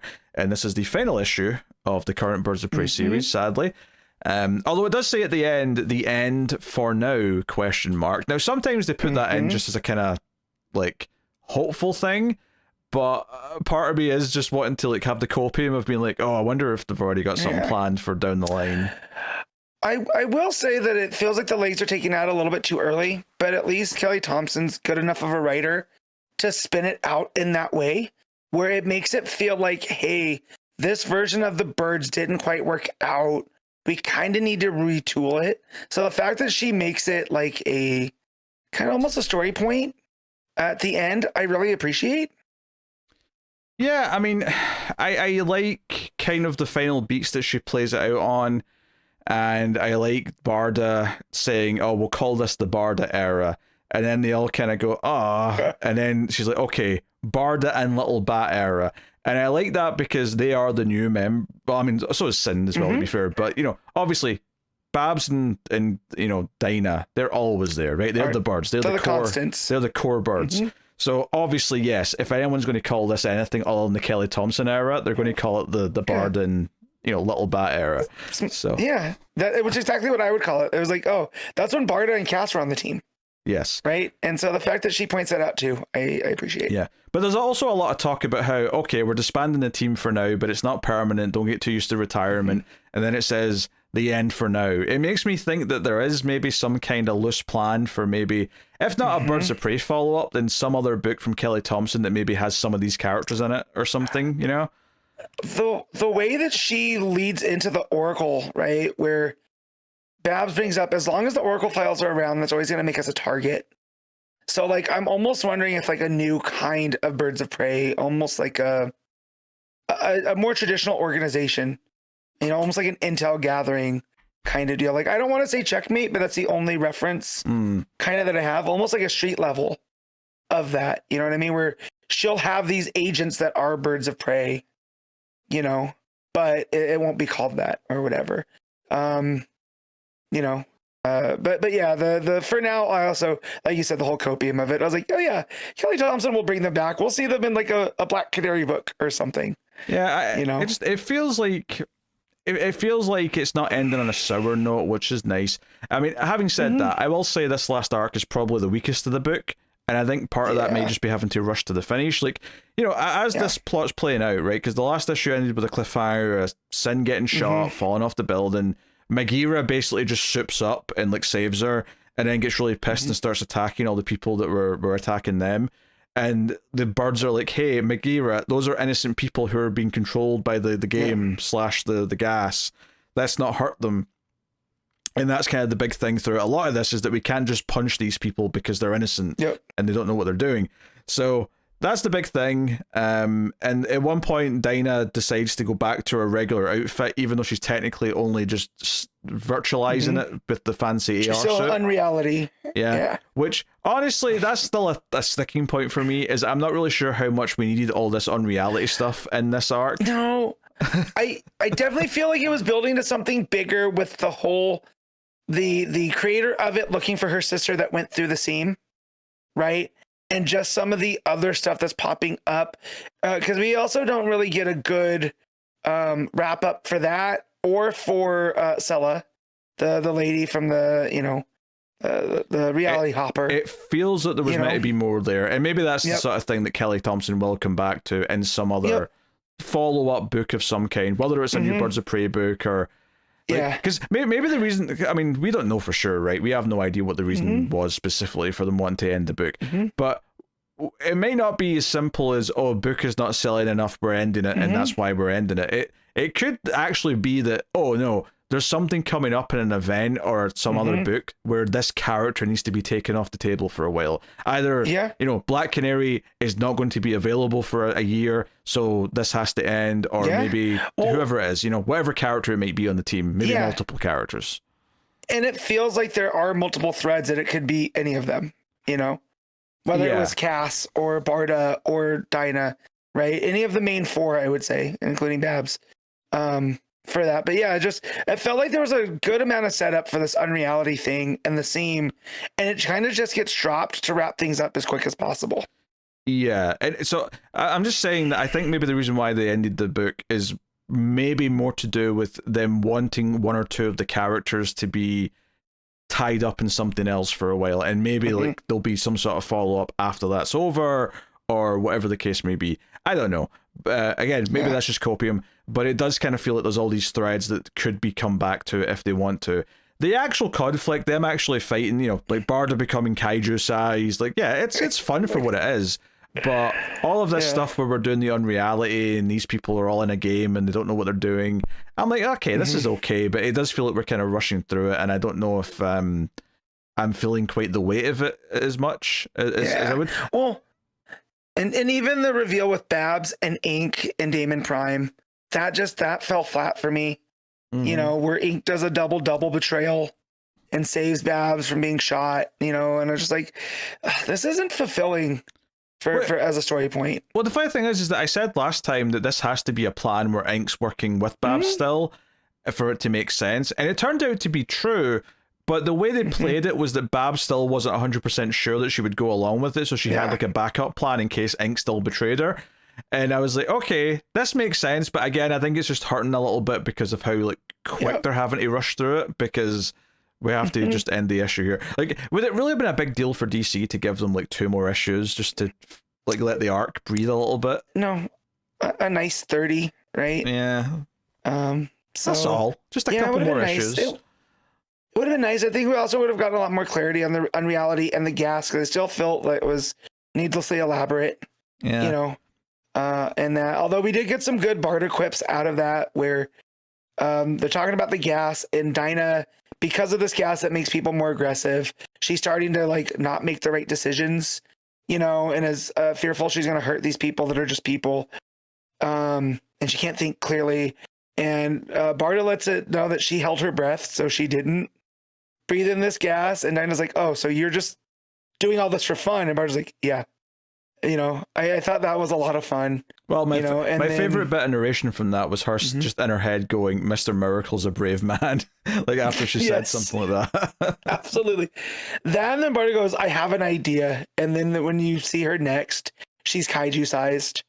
And through this unreality, that's how, you know, she becomes the big focal point for all these people, you know, and as she's a tank, right? So like in gaming or whatever, you know, she's designed to take the amounts of hits. She literally becomes a tank in this virtual game, you know, and I thought that was a lot of fun as well. So that's probably what I'm going to miss the most with that is Kelly Thompson's Barda. Like, this has been a bright spot in the book. So, you know. Yeah, honestly though, Barda getting big did raise some questions for me about how how does that physically work? Like, I get the costumes looking different, but how do you simulate the size being bigger? I don't know. Like, it's a great question that I don't think about too hard. Yeah, or it's gonna drive me nuts. Yeah, and but that's just kind of the feeling I've had about all of this, like this video game thing that they've been doing for the last few issues. All of this felt a little bit weird, and like it's not quite clicking with me exactly what the point of it is. Yeah. So, you know, this last arc felt a bit strange. I did like the last like 3 or 4 pages where they, you know, disband the team and talk about you know, everything, and like the characters all going off to bond with each other, and Dinah calls Ollie, and you know, maybe they've got plans for a Black Canary book, maybe they've got plans for, you know, Babs and something, who knows. But regardless, like, this has been a very good run. It's been a very pleasant, enjoyable read. The characters are so fun. Obviously, Barda and Cass have been the highlights, but everyone's been good. And I think it's just this last arc has felt a bit weaker because it's had to rush to a finish. So, yeah. For sure. Definitely more highs than lows when it's come to Kelly Thompson's Birds of Prey. You know? So, but yeah, it just kind of ends with a whimper, and that's sad. That bums me out, because we know what Kelly Thompson's capable of. Yeah. Because it definitely feels up there in the pantheon up until this last arc with her, you know, Hawkeye, West Coast Avengers, like that style of book. I would put it up there, the X-23 Wolverine stuff. You know, so it's just a bummer, but I'm curious to see what she has up there, because that's why I say, like, would it really have been a big deal just to give her a couple more issues, just to right? It's just to not rush the arc. Like, just let her say, hey, you've got, X number of issues left. It kind of felt like maybe she found out a little late to really, deal with it as best she could. So, yeah. Hey, it is what it is. All right, Matt, what are you giving Birds of Prey? I'm going to give this a very generous 8. That is generous. I'm going to go 6.5. There you go. So, which is to say, it's verging on good. There's just I think enough issues in the story here. I do like how it ends though, and I'm hoping for more return to these characters in the not too distant future. That would be lovely. Or at the very least, put Kelly Thompson on something else. Obviously, we have Absolute Wonder Woman, and I know she's busy with the new Buffy and Angel comic that's coming soon, so maybe she's not got time, but hopefully she gets another DC book before too long. All right. Cheetah and Cheshire robbed the Justice League, issue 5. Greg Rucka writing with Nicola Scott on the art. So, this is them on the Watchtower. The rats are running around, which they also are responsible for. And Wonder Woman found Cheetah at the end of the last issue and brings her to the holding cells right away. But of course, when Cheetah gets in there and she looks over at Shoes, who's sitting there because of the whole security issue from last issue, Cheetah gives her a little wink as if to say, everything's going according to plan. And the shock on Leanne's face, right, on Shoes' face, cracks me up because it was like, oh, I just got played. Yep. Right? So again, Nicola Scott just killing it with art there. Yeah, and it's all part of the plan because, like, I guess her not knowing the real details makes her part of it more believable. But yeah, I mean, obviously the rest of the team sneak in through this satellite, which is having a malfunction. So Star Sapphire, Carol goes out to get it and brings it back, and then when they leave the room, panel opens and the rest of the team all come filtering out, and I was like, all right, we're on the Watchtower, let's go and sneak around. And these rats all explode, by the way. Like, that's the thing they set up here. To the point where one of the lines that made me laugh the most in this issue is when Clarion's cat is carrying one in his mouth, and he says, this better not go off in my mouth. which I was like, what is he talking about, right? Because they haven't started to explode yet. Yeah. So that was a little bit of foreshadowing. Also, did you notice that the cat was wearing his own spacesuit? Or their own spacesuit? I did, yes. When they got out of the thing, which that gave me quite a laugh as well.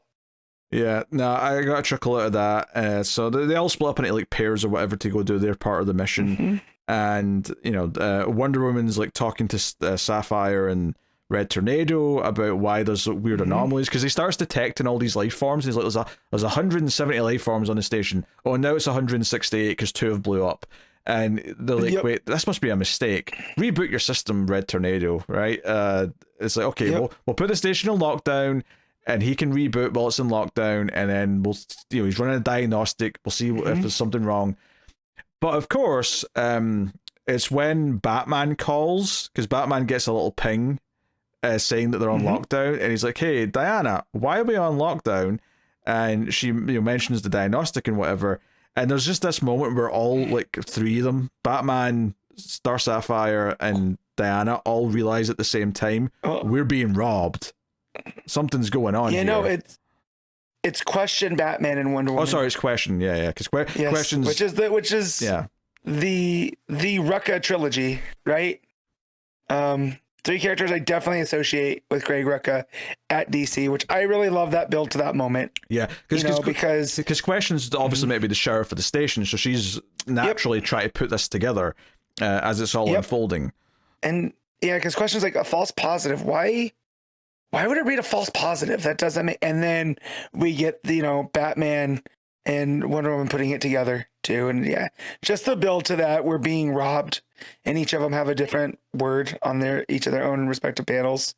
Yeah, and it's right before that where they've got what's the girl's with super strength name again? Featherweight. Yeah. She like has to break into the vault that has the power box in it, And like basically because of the way her powers work, she has to get angry at the thing she uses her power on. So like Cheetah has to whisper in her ear about how this represents the man and keeping us down. get mad at it. So I love it. she blasts through the door. It's a good fun moment.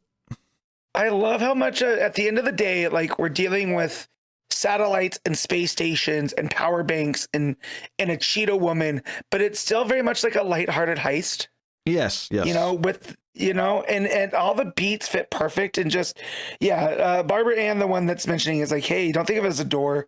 This is a barrier protecting, a weapon that's being used by the state to stifle the individual.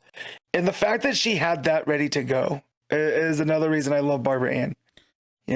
Yeah, and you've got these exploding rats, which the whole idea is that, hey, there's all these false positives all over the station, and then they're blowing up, so they're just finding pools of blood, just long enough that they're not keeping track of the actual culprits who are trying to rob them. And I love like the challenges of the unknown, like carrying a cage of like 5 rats, and they start like just popping in the cage, and like rats aren't supposed to do that.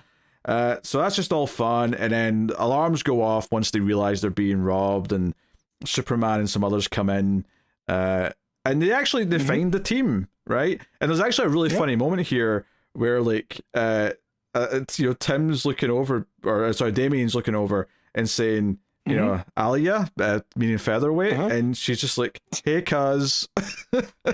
She drops her hood down like he can't see her, and that cracks me up. I got a chuckle out of that, and then Blue Beetle's like, Leanne? And they're basically like, oh, like, you're not going to get past us. You've got like 50 Justice League members on either side of you. How are you getting away from this? Because, like, a big part of the Watchtower is that you can't just magic your way inside it. But then they're like, but we can magic your way out of it, though. And then they all just teleport to some snowy mountain. And it seems like they've gotten away with it. It's all smiles and hugs. But the cliffhanger at the end is that Clarion was working for another group this entire time. Because Black Adam and his cronies are there, waiting for this power box. Clarion's delivered the goods. So yeah, it's the Monster Society, right? I forget what they are, but yeah, it's all the magic guys. You got Grundy and the Crocodile Woman and yep. Papa Midnight. So yeah, whatever we had called them. I can't hear. You said Papa, and I was sure you were going to say Shango. I was. That's where Papa Shango gets the name from. I'm sure it is. I'm sure it is. It makes sense. I mean, obviously, the heist itself was fun. I loved the moment where they kind of pull it off, and the awkwardness of like the League members realizing, oh, Leanne was a part of this. Like, she was like helping the bad guys do this. I thought that was a fun little bit, and that awkward exchange with Damien and Featherweight was good too. So yeah. Just, I mean, and the whole discussion between Barbara Ann and Leanne, where you choose who you want to be, right? Like, yes, you are your mother's daughter, but you're also your father's daughter. But if you don't want to be that, right, you want to do your own thing, then do it. So I do love the idea that Barbara Ann helps out both of the younger kind of figure out who they want to be. And if that's what they want to do, I like that she's that character for them. Yeah, I mean, I think, we've been saying this since the start, but like, this book's been very good at like, really making the characters work. So you just care about what they're doing because you want them to succeed for them, rather than because you care about the plot from some big grand stakes level on its own. So it's kind of fun. It's kind of fun rooting against the characters we normally are rooting for, because we're wanting the villains to, because we don't see them as evil. They're not evil villains. They're anti-heroes, and they're kind of mischievous, but they're not. They're not the Joker. They're getting a score. Yeah, you wouldn't be rooting for the Joker in a heist, because he would be getting these powers to murder everyone. Yeah, if you swap the Joker as a Joker heist, you're filled with dread the entire time he manages something. Like it's the opposite of a fist pump, when they figure things out. Yeah. So. And I feel like talking about Nicola Scott here, like, we've been saying repeatedly throughout this entire book that her her performances on the character faces are so good. Like the reactions to things, the little looks and glances. I mean, that example early on with Cheetah winking at Leanne and Leanne sort of like being shocked, but then smiling as she realizes that this is all part of the plan. Like that's perfect, and it's all just visual. It's all just in the art. It's all the art doing the storytelling there. It's really good stuff. So hard to really complain. And honestly, this little twist at the end here, I think it's interesting because it's like, okay, we've done the heist, but now it's like we get to root for the characters wanting to keep this power box potentially from an even worse group of people who lately want to do very bad things with it. Even though Black Adam's already like Superman levels of power, but that's neither here nor there. For sure, you can always want more. Unlimited power, Palpatine might say. And the what did he say? The levels of power have shifted in the DCU. Oh, the hierarchy of power in the DCU is about to change. Yes. That's what. That's kind of funny. They've made that his gimmick the last couple months. Between this and what's going on in Justice League Unlimited, or not just Justice League Red, not Unlimited. Yeah, Justice League Red. That's the other one. Yeah. Yes. I think that's very, very funny. But this is super solid. Yeah, it's good stuff. And this was a lot of the fun, like the heist playing out and you realizing the plan happening as it happens.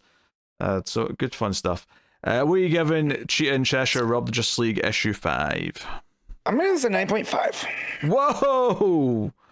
I know we're positive. I don't know if I was hearing 9.5 coming out of you. I'm going to go 8.5. I think it was a lot of fun. I think that because it's a bit more plot focused, there's less character moments than some of the previous issues, which I do think are the high point of the book. So I'm going a little lower than the 9 for that reason. But yes, and the art's fantastic, of course. Yes. So, all right. Poison Ivy issue 39, WIllow Wilson writing, with Marcio Takara on the art. Yes. This is a map book, so take it away. Yep. All right. So catching up because we didn't cover because with all of the chaos from the last month, in the last issue, Ivy and Janet from HR faced down the Bog Venus, who poisoned Janet with, essentially shutting off her immune system. And letting this the fungal infection basically take over. And so in that issue, Ivy essentially pulls a double turn and kills the Bog Venus with this knife that she had, put this plant material on that would, disintegrate her, because Bog Venus fully believes that the green must be the primary force on Earth, and that Xylon, the guy in the gray, will only is only looking out for the fungus, and he'll completely destroy the Earth because that's what it was like before the green had any power, and that's why she was doing all this. So this is the fallout issue of that, to where now Pam and Janet have been gone. Peter Undin, who's the flower face guy, is left with the Green Army, right? The Green Knights. And they don't know what to do because they need a leader. So they're all kind of standing around, and the police from Gotham are closing in. And Sprout, who's one of the main guys that that has popped up there, asked Peter, like, what do we do? And he's like, I don't know, man. We'll head into the woods. Once we're into the woods, it'll be harder for them to find us. But I have an idea, and if I manage to pull this off, none of you will have to see me again. Because they try to make him the leader, because again, they're just looking for a leader, and he's not interested in that. And so he goes off. The main part of the story is Ivy and Janet reconnecting, and Ivy, through this meal that she feeds Janet, which Wilson never comes out and says it, but I'm pretty sure it's meant to be that she's feeding her Bog Venus. Because it's all of these plant-based dishes. And there's a lot of dialogue or monologue from the narration from Pam, in that world's about balance, but it's not necessarily like both sides win. It's that nature likes a stalemate, right? Where you push against each other to the point where neither of you can push anymore. And that's what creates this homeostasis.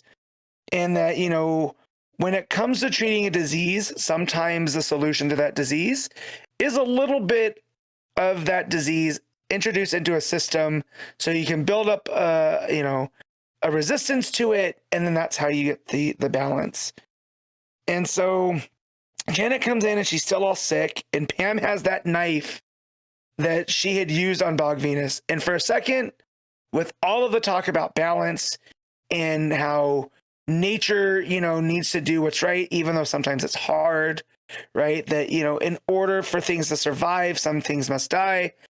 I was worried that Janet was going to be a goner and that Pam was going to, you know, be like, this is the end of it. It's gone too far. I have to do this for what's good. And that, no, she is, you know, making this meal. And Jenny gets confused because Pam goes, oh, it's time for dinner, right? I was making dinner. She's like, but it's morning. And, you know, Pam's just acting super sketchy. But she brings out this tray. And as she's talking, there's a snake that keeps crawling onto the table. And it's almost like of this, you know, of the betrayal, almost of like the snake in the Garden of Eden, right? And it keeps popping up in these panels. And she starts feeding Janet, and Janet's like, oh my God, this tastes so good. I don't know if it's because I've been sick and haven't been eating. But Ivy lets us know that no, she's released these pheromones, and that when you're under the influence of pheromones, everything tastes good. But it's important, you know, that essentially Janet needs to take her medicine and she needs to eat this food. And as the dinner goes on and they're eating, Janet starts getting better, like the discoloration from her eyes and her skin. And it is kind of funny. For the first time, I've noticed that her pale skin, her blonde hair, the red around her eyes. In this state, Janet looks a lot like Harley, right? And so as she's eating, she starts to look more like herself, and she starts to look healthy and not so much like Harley at this point. And it gets to the point where now she is healed, and Ivy's almost shocked. And she says, you know, I guess you start to take for granted that after a while, you know, when you have all this power, you can still feel pain. And Ivy starts tearing up. And in her fully healthy status, Janet crawls across the table and embraces Ivy very passionately. And they end up doing the deed on the table. And Ivy fully gives in, even though like there's a piece of her that's like, I should not do this, you know. And yeah, they go at it, and Takara does these, you know, panels across the page that take these diagonals, and he adds that kind of psychedelic that we had gotten when Ivy was under the influence of the gray and whatnot. And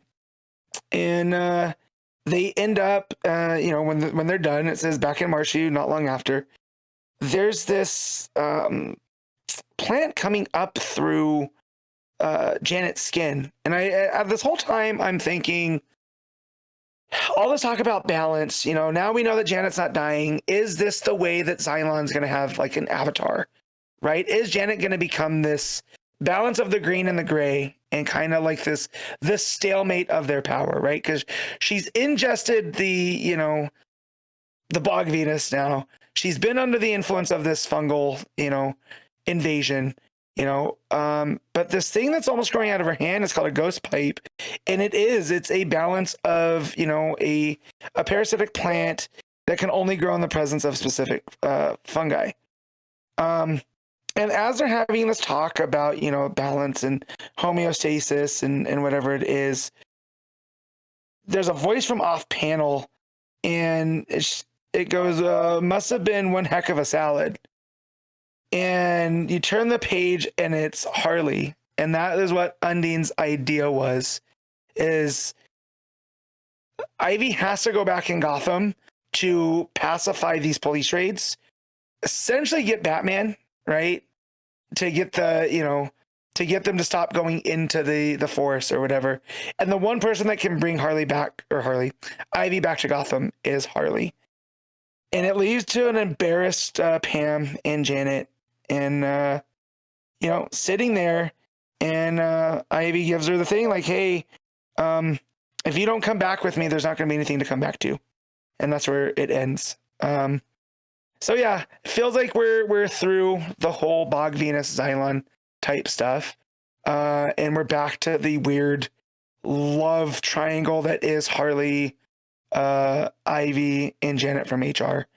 And Undine's feeling a bit like a left out, which I like him going to get Harley almost as a breaking case of emergency. Because again, the only person that can touch him is Pam because of the toxins and whatnot. And just the fact that she left him there to go deal with the Janet stuff. He's almost feeling like a back to where he was at the beginning, like alone. And he finally realizes this. So Takara's art is fantastic throughout. The coloring here from him, it's that nice, almost watercolory kind of vibe. And then just the colors that we get where, the fact that Janet was starting to remind me so much of Harley. And then the fact that we bring Harley back through this. Really solid issue. I love where this book's gone. So, so I'm going to give this an 8. All right, cool. All right, what do we go on to now? GSA, issue 14, Jeff Lemire writing with Gavin Guidry on the art. So, yeah, we had a lot of plot lines going. This is the second part of year 1, of course. And basically all these pairings kind of continue here for a little bit. So it's a lot like the last issue, I think. If you like the last issue of GSA, you'll probably like this one. It starts off with Jay Garrick running after some gangsters or whatever, but it turns out they're also part of this, white supremacy group, and he goes looking for where they were digging around and where they might have planted explosives, and that ends up having him run into some other characters a little bit later on. But Alan Scott ends up teaming up with Jim Corrigan, who comes in to the crime scene that was left at the end of the last issue. And he's very skeptical of Green Lantern, but we stick with them for some time, which I was kind of happy to see. I was a little bit worried that we were just going to be jumping around characters too much. But we actually continue with them for a couple of scenes where they go underground through these tunnels, investigating, and they even start to notice things like the beams look, they're not like almost like they've been designed to fail at some point, like they're supposed to buckle.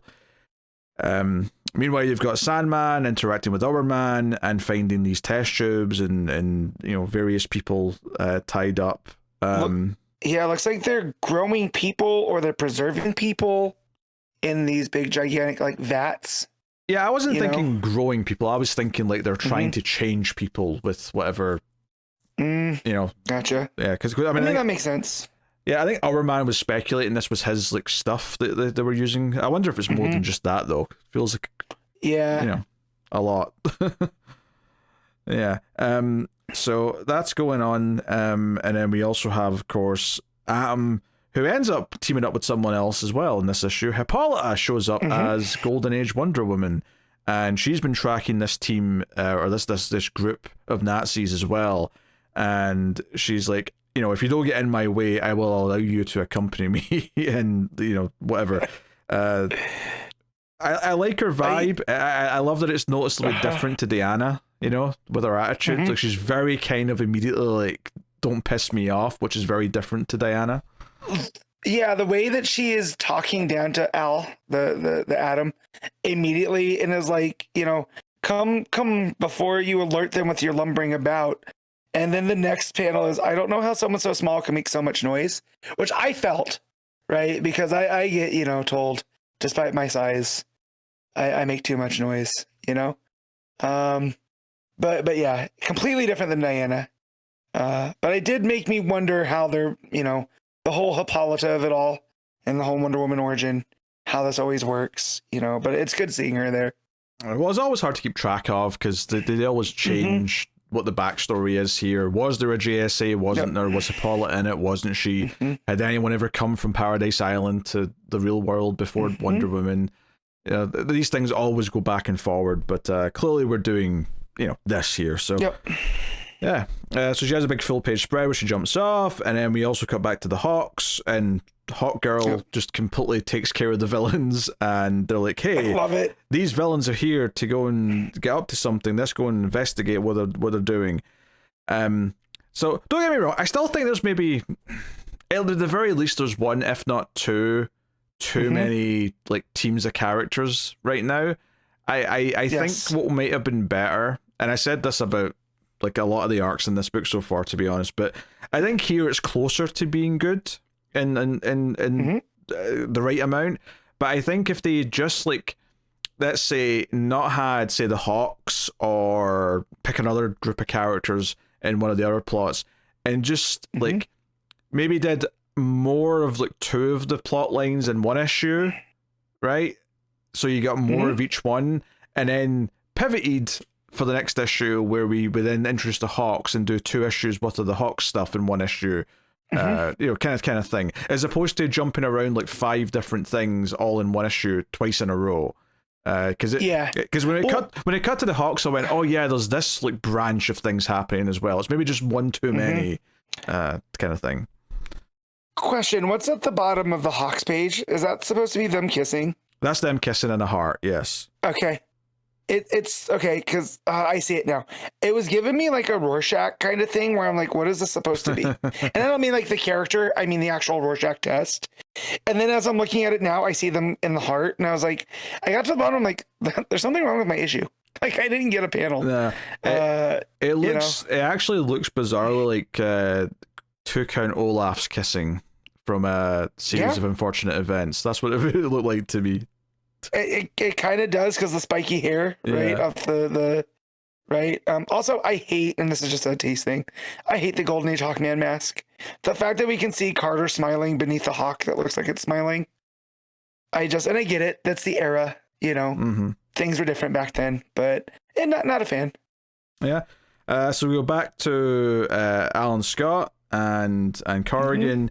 And they run into Jay because he's down here checking things. So this is some of them. And Jay even says, hey, you're that Green Lantern guy. I've been hoping we'd run into each other. So this is their first time meeting.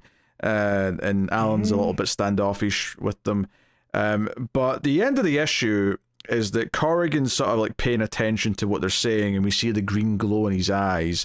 And then we realize that others are watching through his eyes. And Dr. Fate and other magical characters, Zatara's there, for example, they're basically talking about how, the Spectre's going to come back, and he's either going to help this new team that's forming or they're not, and we have to let it play out as fate like decides, or destiny decides, as you will. We're not allowed to intervene. So, okay, I mean, obviously Dr. Fate's a part of the JSA as well, so it makes sense to pivot to him at some point. So this looks like an early version of the Shadow Pact, which makes sense, because the magic, you know, the Lords of Order were always trying to manipulate things, because you got Dr. Colt, Zatara, Madame Xanadu, and then the Dan Garrett Blue Beetle. That's right, yeah. Yeah, all Golden Age characters, which again I love. You know, I have a fondness for this type of stuff. Is Jim Corrigan the Spectre yet or not? That's what I had a hard time figuring out. I think the way they're looking through his eyes made me think that either they already know he's going to be, and that's why they're looking through his eyes, or maybe like it's starting to like brew in him already. Like he's not fully aware that he's the Spectre yet, but it's already like chosen him, kind of thing. Maybe. Yeah, because in his discussion with Green Lantern and stuff, he's just like, you know, is it magic or something? And Alan Scott's like, why, do you believe in magic? He goes, you'd be surprised what I believe in. And he's like, and what are you hiding? So I'm like, but then the way that the Shadow Pact characters make it makes it sound like he hasn't become the Spectre, because there's, you know, it's whatever happens next is what it determines, you know, from what Dr. Colt says. So I kind of read that maybe as like the Spectre's already in him, but it's not been awakened yet, kind of thing. Gotcha. He's been chosen, but he hasn't chosen it. Kind of like he's not actually turned into the Spectre yet, but it's already inside him. Which would mean that Corrigan has to die, because that's the origin. So it's not fared well for Jay and Alan here with the fifth columnist, which I like that we get a group so we can just stop calling them Nazis. right? Yes. They're the fifth columnists. Same thing though. You know, different name for the same thing, but I do like that it gives it its own, you know, JSA villainy kind of name. So, sure, it's a bit more pulpy. Yeah. So, yeah, and then I don't think you might have breezed over it, but in Our Man and who's with Our Man? There's so many damn characters. Sandman. Sandman. They get attacked by Cyclotron, who's a villain that's also in the lab. And Sandman gets taken out. Yeah. There too. So it definitely feels like there's a conspiracy brewing with all these different threads. I think that was the other one where it felt so short to me that we could have maybe just like not had that and not had the Hawks, but just maybe bundle them into be more focused on them, like next issue kind of thing. But hey, he's doing that thing, Lemire, where he wants to jump around everyone at least once every issue. So, but I will say, so far through these issues, this year one story has felt a bit more coherent, and I feel like we can see the threads pulling together. Like the fact that Jay and Alan have met now, so that story is coming together. And it's happening at a bigger clip. Still wondering what's going on with the Hawks, because that seems not like Sportmaster and that other lady were there, but they're dealt with so quick that it literally could have been anything. But there's a bunch of people in that jungle area that are collecting things. So I feel like, again, that ties in some way. But yeah, I'm having a lot of fun. Again, this is very pulpy. Golden Age, again, I have a soft spot for, you know, so seeing all these characters pop up, and was not expecting Dr. Occult, who's a character that until Wade brought him back in the pages of Justice League Unlimited, I was not fully aware of, you know. So to see him pop back up here, I think that's a lot of fun. And you can kind of see the kind of who's running things over at DC right now. We're getting a lot of these type of stories that are just pulling from the DC history in a fun way that doesn't feel like they're just going for the nostalgia pop of it all. Like it makes sense that all these Golden Age characters are interacting in here. So yeah, it's a lot of fun, and Guidry's art fits that Golden Age style really well. It's okay. Like, I don't think it's like, you know, amazing. And that's kind of how I feel about the book in general, to be honest, is that this is better than what it's been, but it's still not good enough. Like it's still not as good as like Lemire or JSA sounded like it could have been.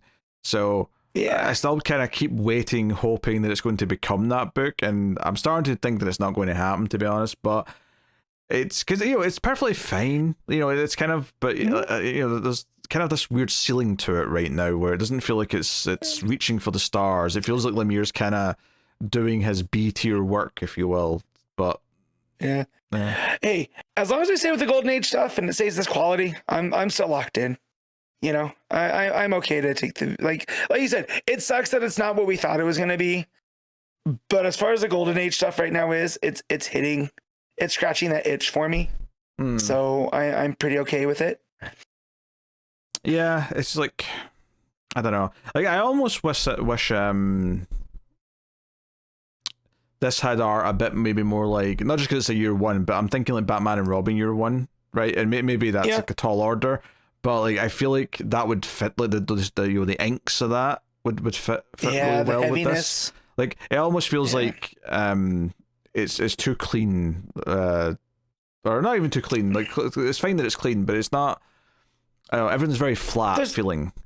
Flat, it's flat. The shadows and whatnot. Like you're talking about, why am I drawing a blank? He's one of our favorite artists. Sami. Sami.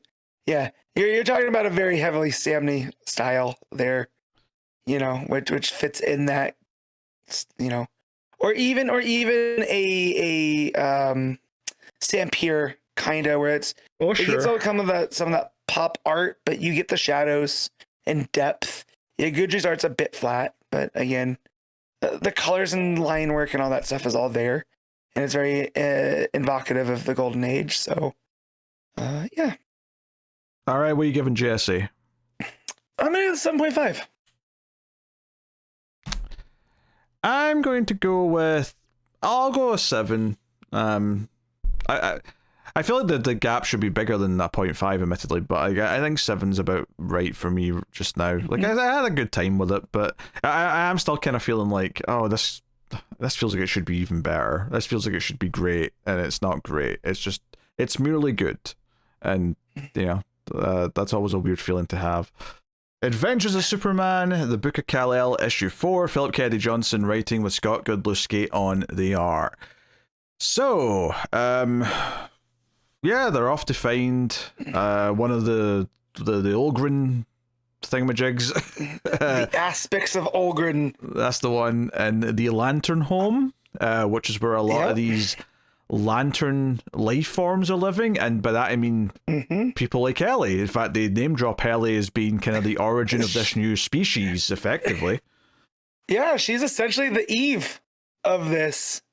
She helped bring them out. Which again, I love. This is Phillip Kennedy Johnson bringing all his stuff together. Well, because they also say that she effectively let herself die to make sure her kind could live on, which is very sacrificial, so it's very kind of biblical as well. And I'm like, it's kind of wild that we've kind of set that up, and it's something that the Green Lantern books are still running with. Like, she just became a Blue Lantern in the Green Lantern Corps, so it's like, oh, this is something they're really committing to. Oh.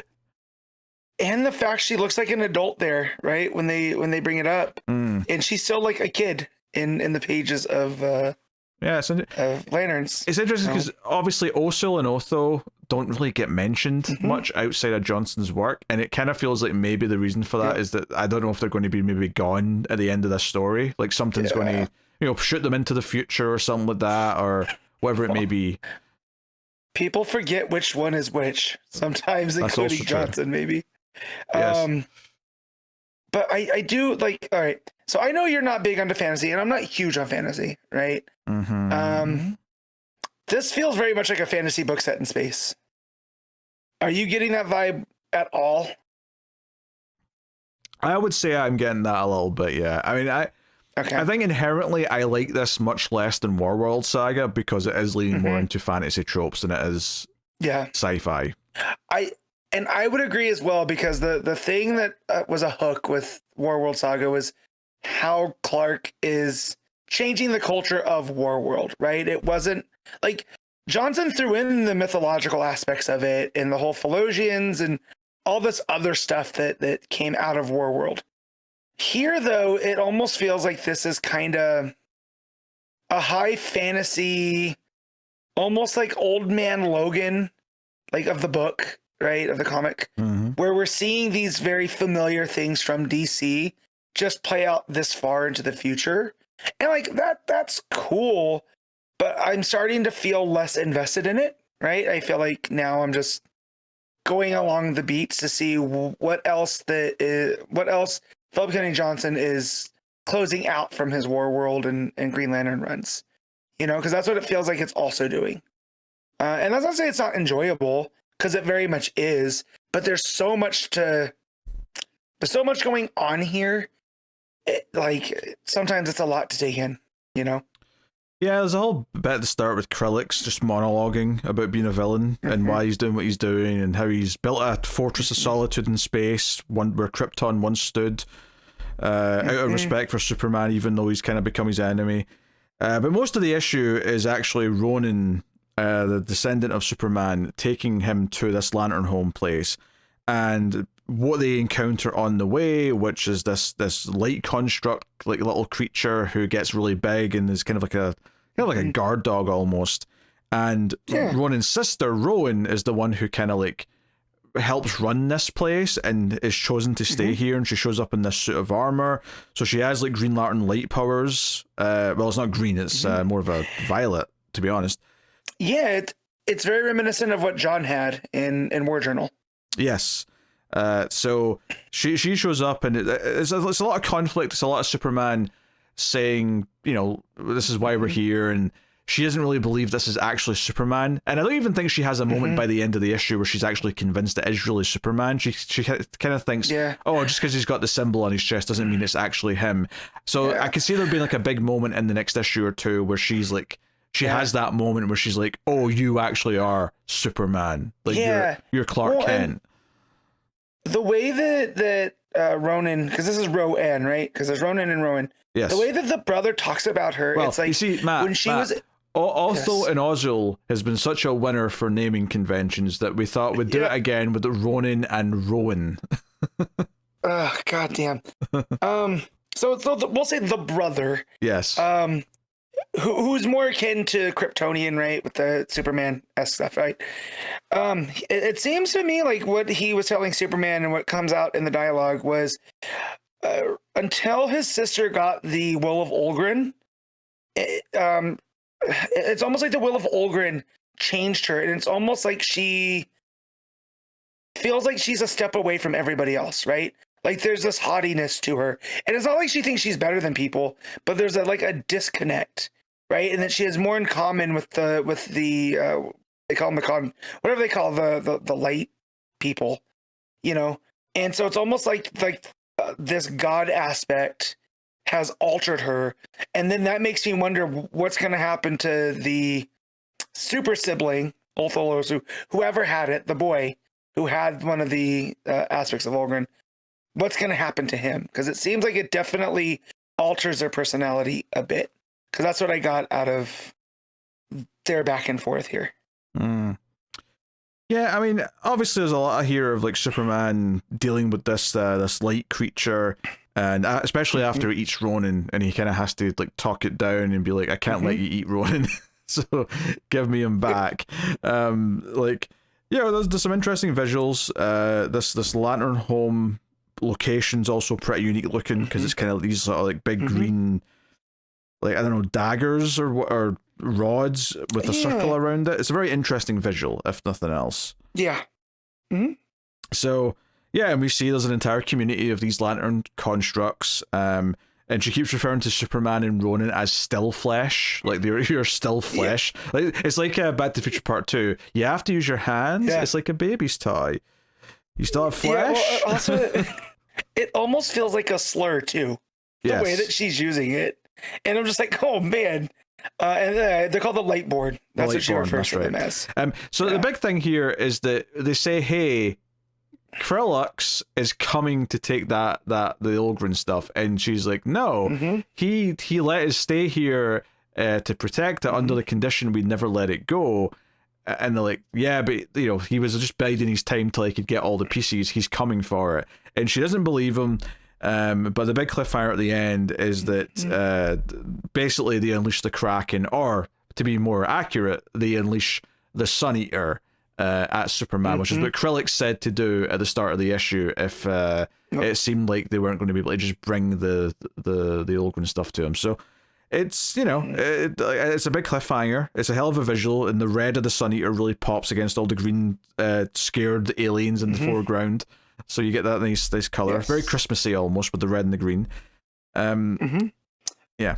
So yeah, just the idea that it was called the Oath Moon because Krillix had said, you know, it was this thing that they had fought back, right? And then I'm trying to find the page so I don't get it wrong.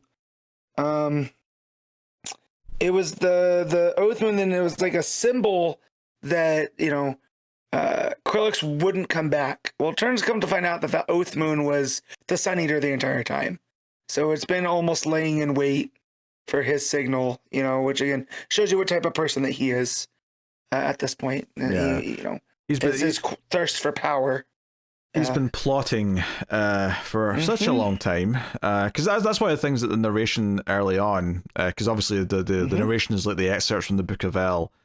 It says that Krillix has become very bitter with all of his failures to get all the 7 pieces of Olgrin over the years. Like it's taken him so long, and he's still not got it, so he's become kind of a bitter old piece of shit. I think that's interesting from a character perspective. I think so too. Yeah. No, I mean this is it's very solid in what it's doing. Again, I don't think Godlewski's art is like A tier for me. It's kind of just you know, it's serviceable. It gets the job done. I've said that probably in every issue at this point, but it's still how I feel as I'm looking at this. Even when we're getting these nice big space visuals and these big constructs, part of me does kind of wish it was an artist that stood out to me a little bit more.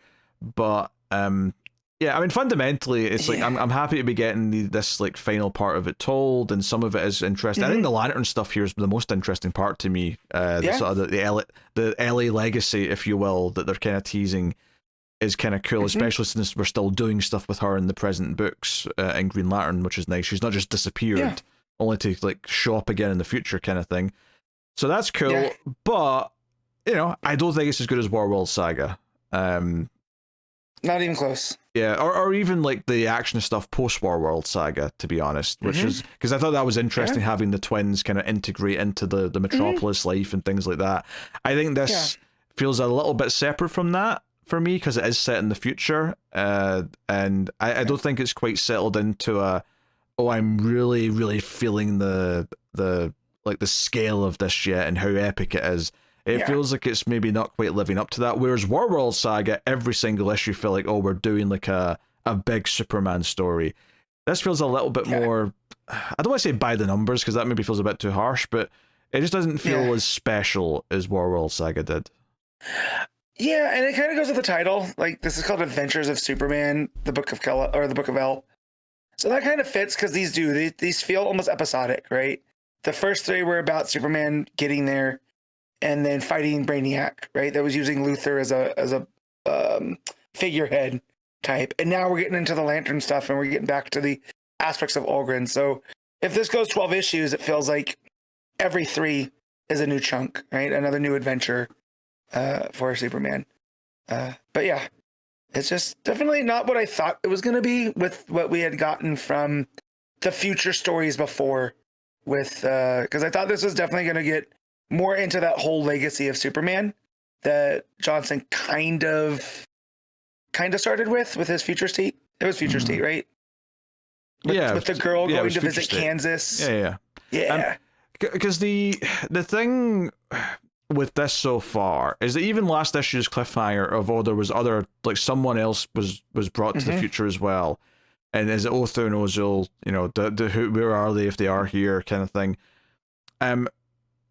It's mentioned here briefly, but it's not something that's really followed up on, and it kind of feels like we're chasing MacGuffins, which feels a little bit more simplistic. Compared to Warworld Saga, where it was all about like him slowly starting to inspire the people that were held, as gladiators in this prison. It felt like there was always this kind of like forward momentum that wasn't relying on story tropes, whereas here it feels a bit more by the numbers in the sense that, we're going out to get this MacGuffin because the villain wants it, and the villain's got some big bad thing for us to fight there. It feels a little bit more simple and generic compared to what he's done previously. Now, obviously, we're 4 out of 12. It could very well develop into more intricate things as time goes on. Yeah. Well, and I will say he's very good at the mythology making. Like, everything feels like, I don't feel like he's bending over backwards to make Lantern Home work, right? The way that he describes it and sets it up and introduces us there, and then we get in there and we see all the Lightborn people, it's all executed very well. It's just, I feel like there's something a little bit missing, and I don't know exactly what that is. Yeah, the Lantern stuff's definitely the best part, because it's the part that feels like, I guess it felt like a continuation of one of these ideas that he set up before, but it felt like I think it's because, and it's honestly not really because of what he did in his book. I actually think it's more what Green Lantern Corps been doing with Ellie since she was set up. I think it's made me like her as a character. So seeing that she has this legacy actually was a cool little thing.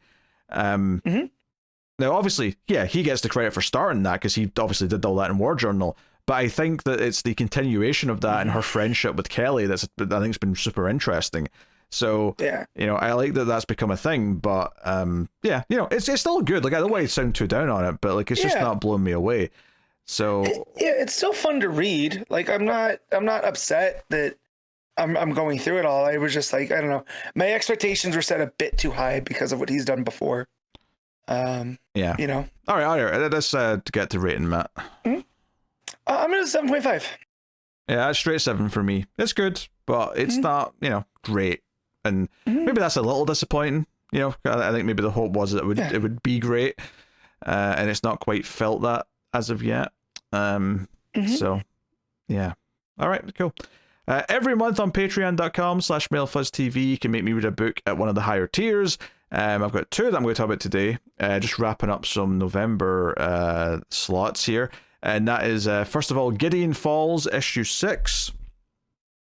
So I will get into that.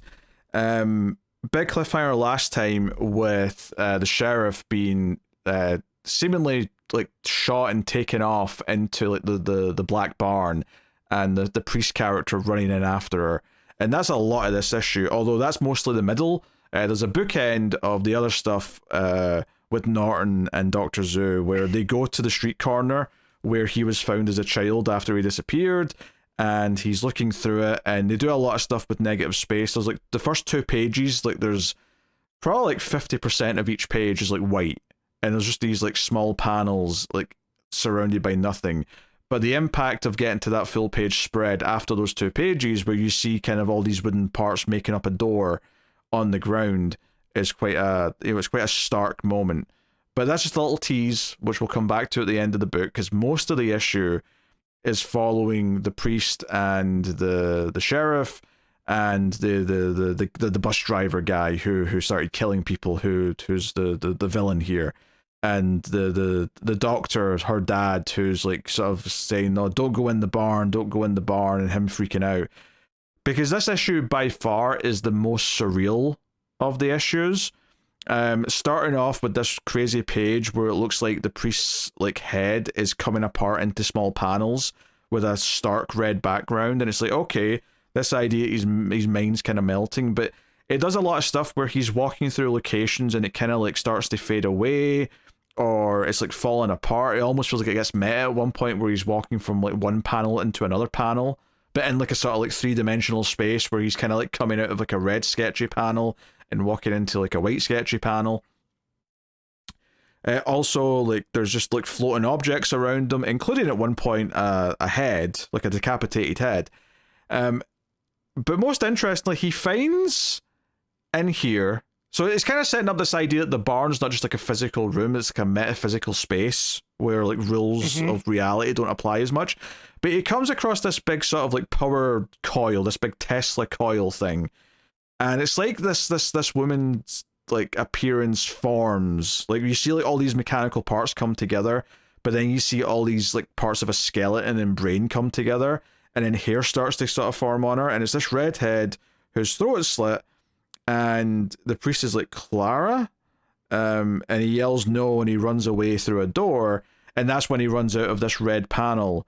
And like she's like yelling from the back, but you got secrets in your belly. And it's like there 5 times, but you got secrets in your belly. And it's like he's fallen out of a comic book page into another comic book page. So he gets really weird with perspective, and he falls into like presumably a scene from his recent past where he was having a relationship with a woman, and he's in this room with her, and he's confused, and he thinks he's just here rather than in the barn.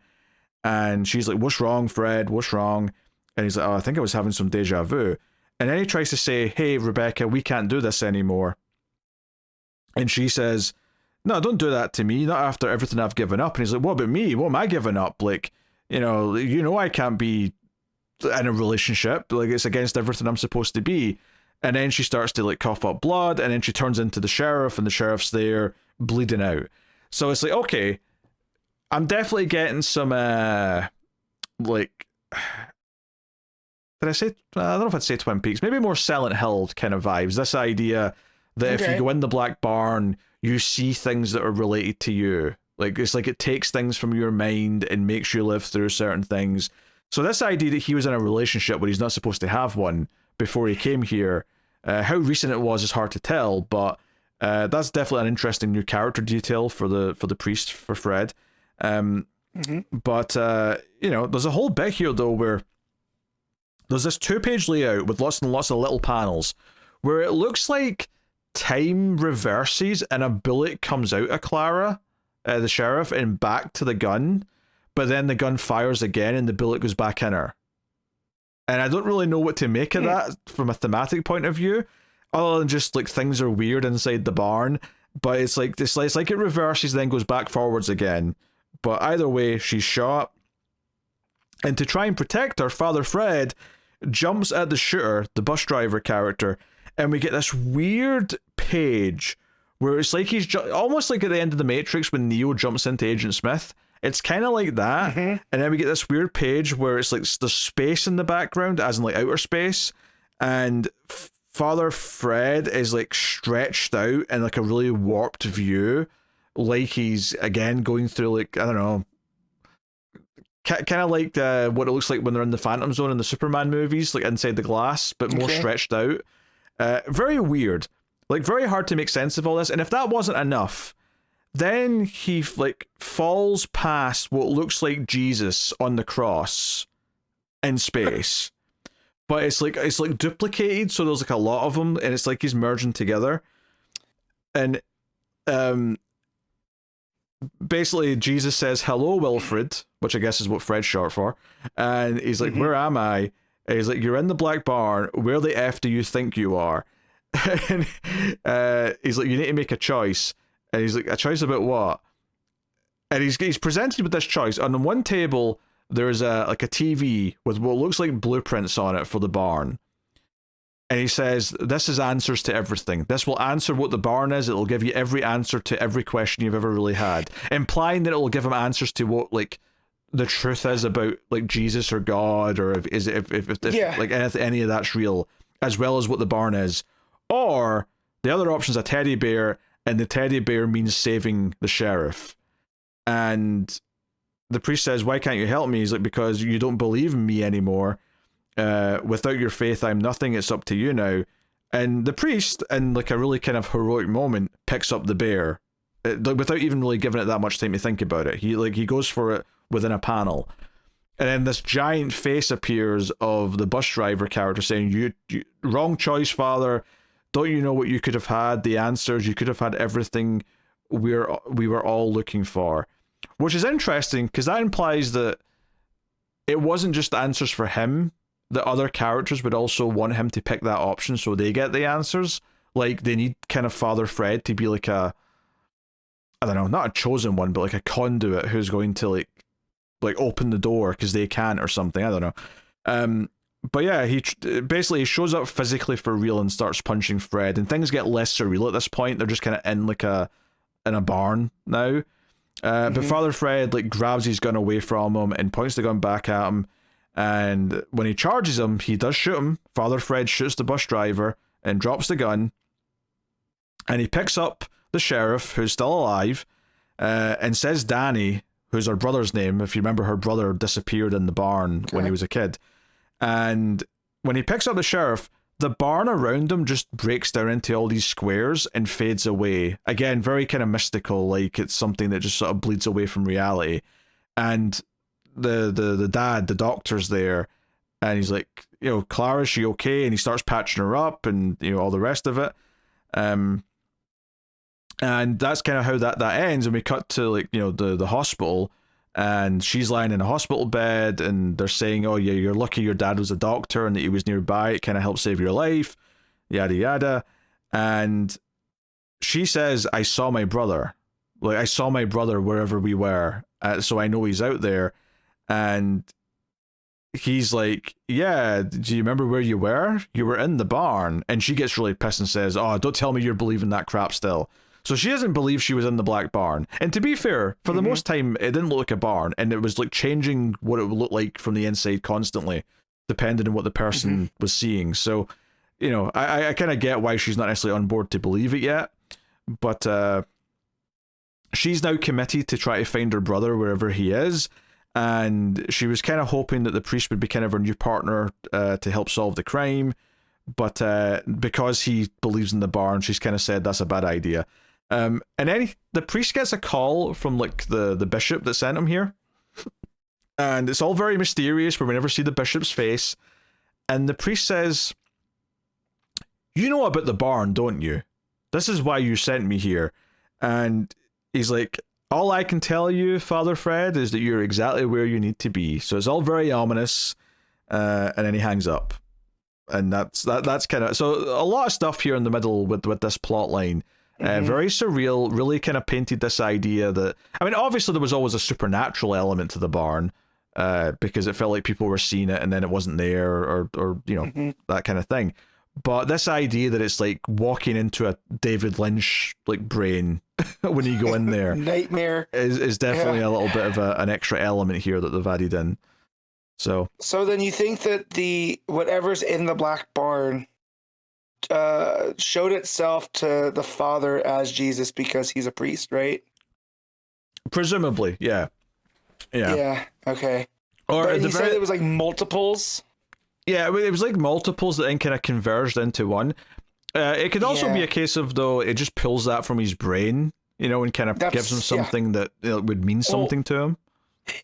Like the multiples seem like it's something that's phasing into existence, right? Yes. Like it's trying to tune itself, right? So maybe it was tuning itself, and that's the thing that it appeared to him as, because that's what he would understand as like the highest power, or whatever. So, this is making, every time you review one of these, it makes you want to go pick up the first trade.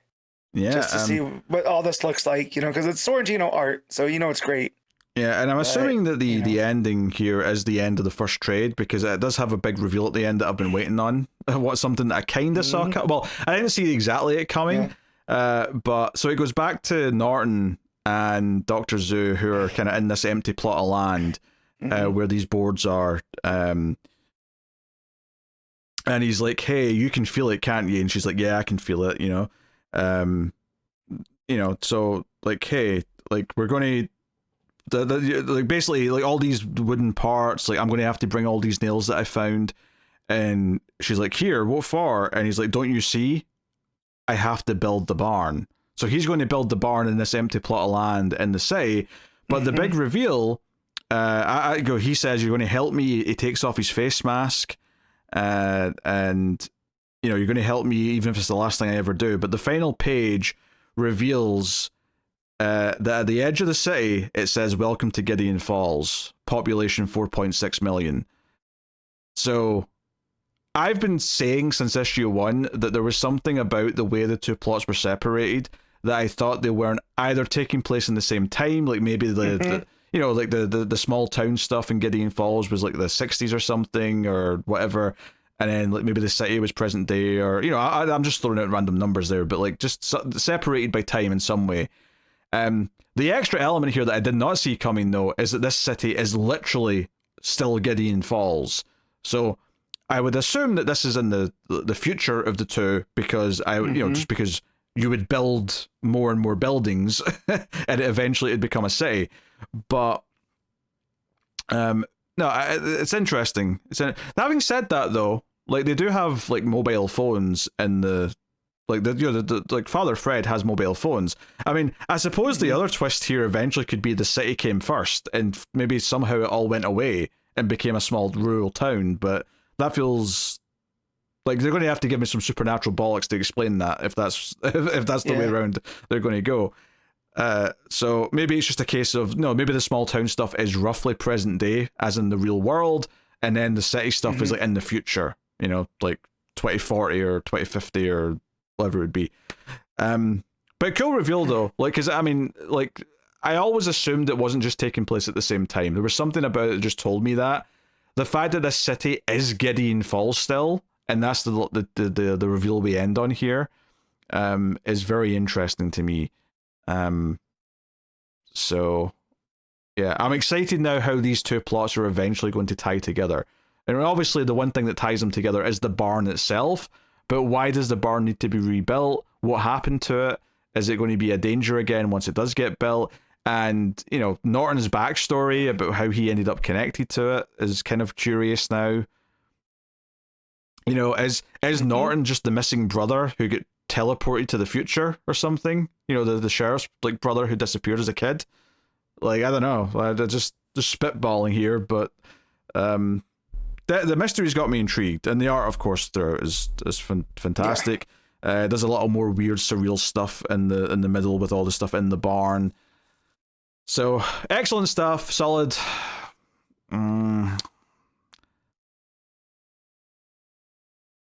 I'll say 9. I was tempted to go down to the 8.5, but I'm sticking with the 9. The only reason why I was tempted to go a little bit lower was just because it is so much like in the barn surreal, it doesn't necessarily flow in quite the same way that it normally does.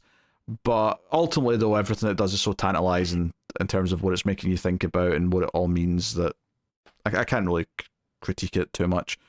So, yes, very good, very good. So that is Gideon Falls issue 6. So, Planetary issue 14 is next.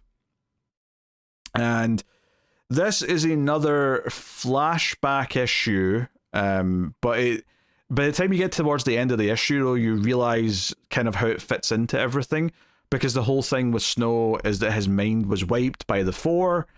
We'd had it hinted that, you know, we got it directly in a dialogue. I think it was maybe in that short special that I read a couple issues ago. But this idea of, like, you know, we enjoy playing the game with Planetary, of you guys being like of challengers to what we're doing, but you're kind of starting to become an actual threat, and we can't have that. We're not willing to lose, so we're going to erase your mind, so that you fail, so that you can. We actually build up to that moment in this, and we get a bit more around it, where it starts off 1995, 0 point, and Snow goes to this scientist who's discovered something. It's basically a stick, and he's like, it's a stick, what's the big deal about a stick? And he's like, well, it's not just a stick, watch this. And he kind of explains it a little bit after the fact, but it looks like he taps it on something, and then it turns into this, like, hammer. Very Thor-esque looking hammer, although it looks like it's got, like, gears in the inside of it, because there's little windows to the innards of it. So very mystical looking. And he's like, yeah, for some reason, this stick is like it's got like a, I could look up how he says it, but basically it's tethered to a magical weapon.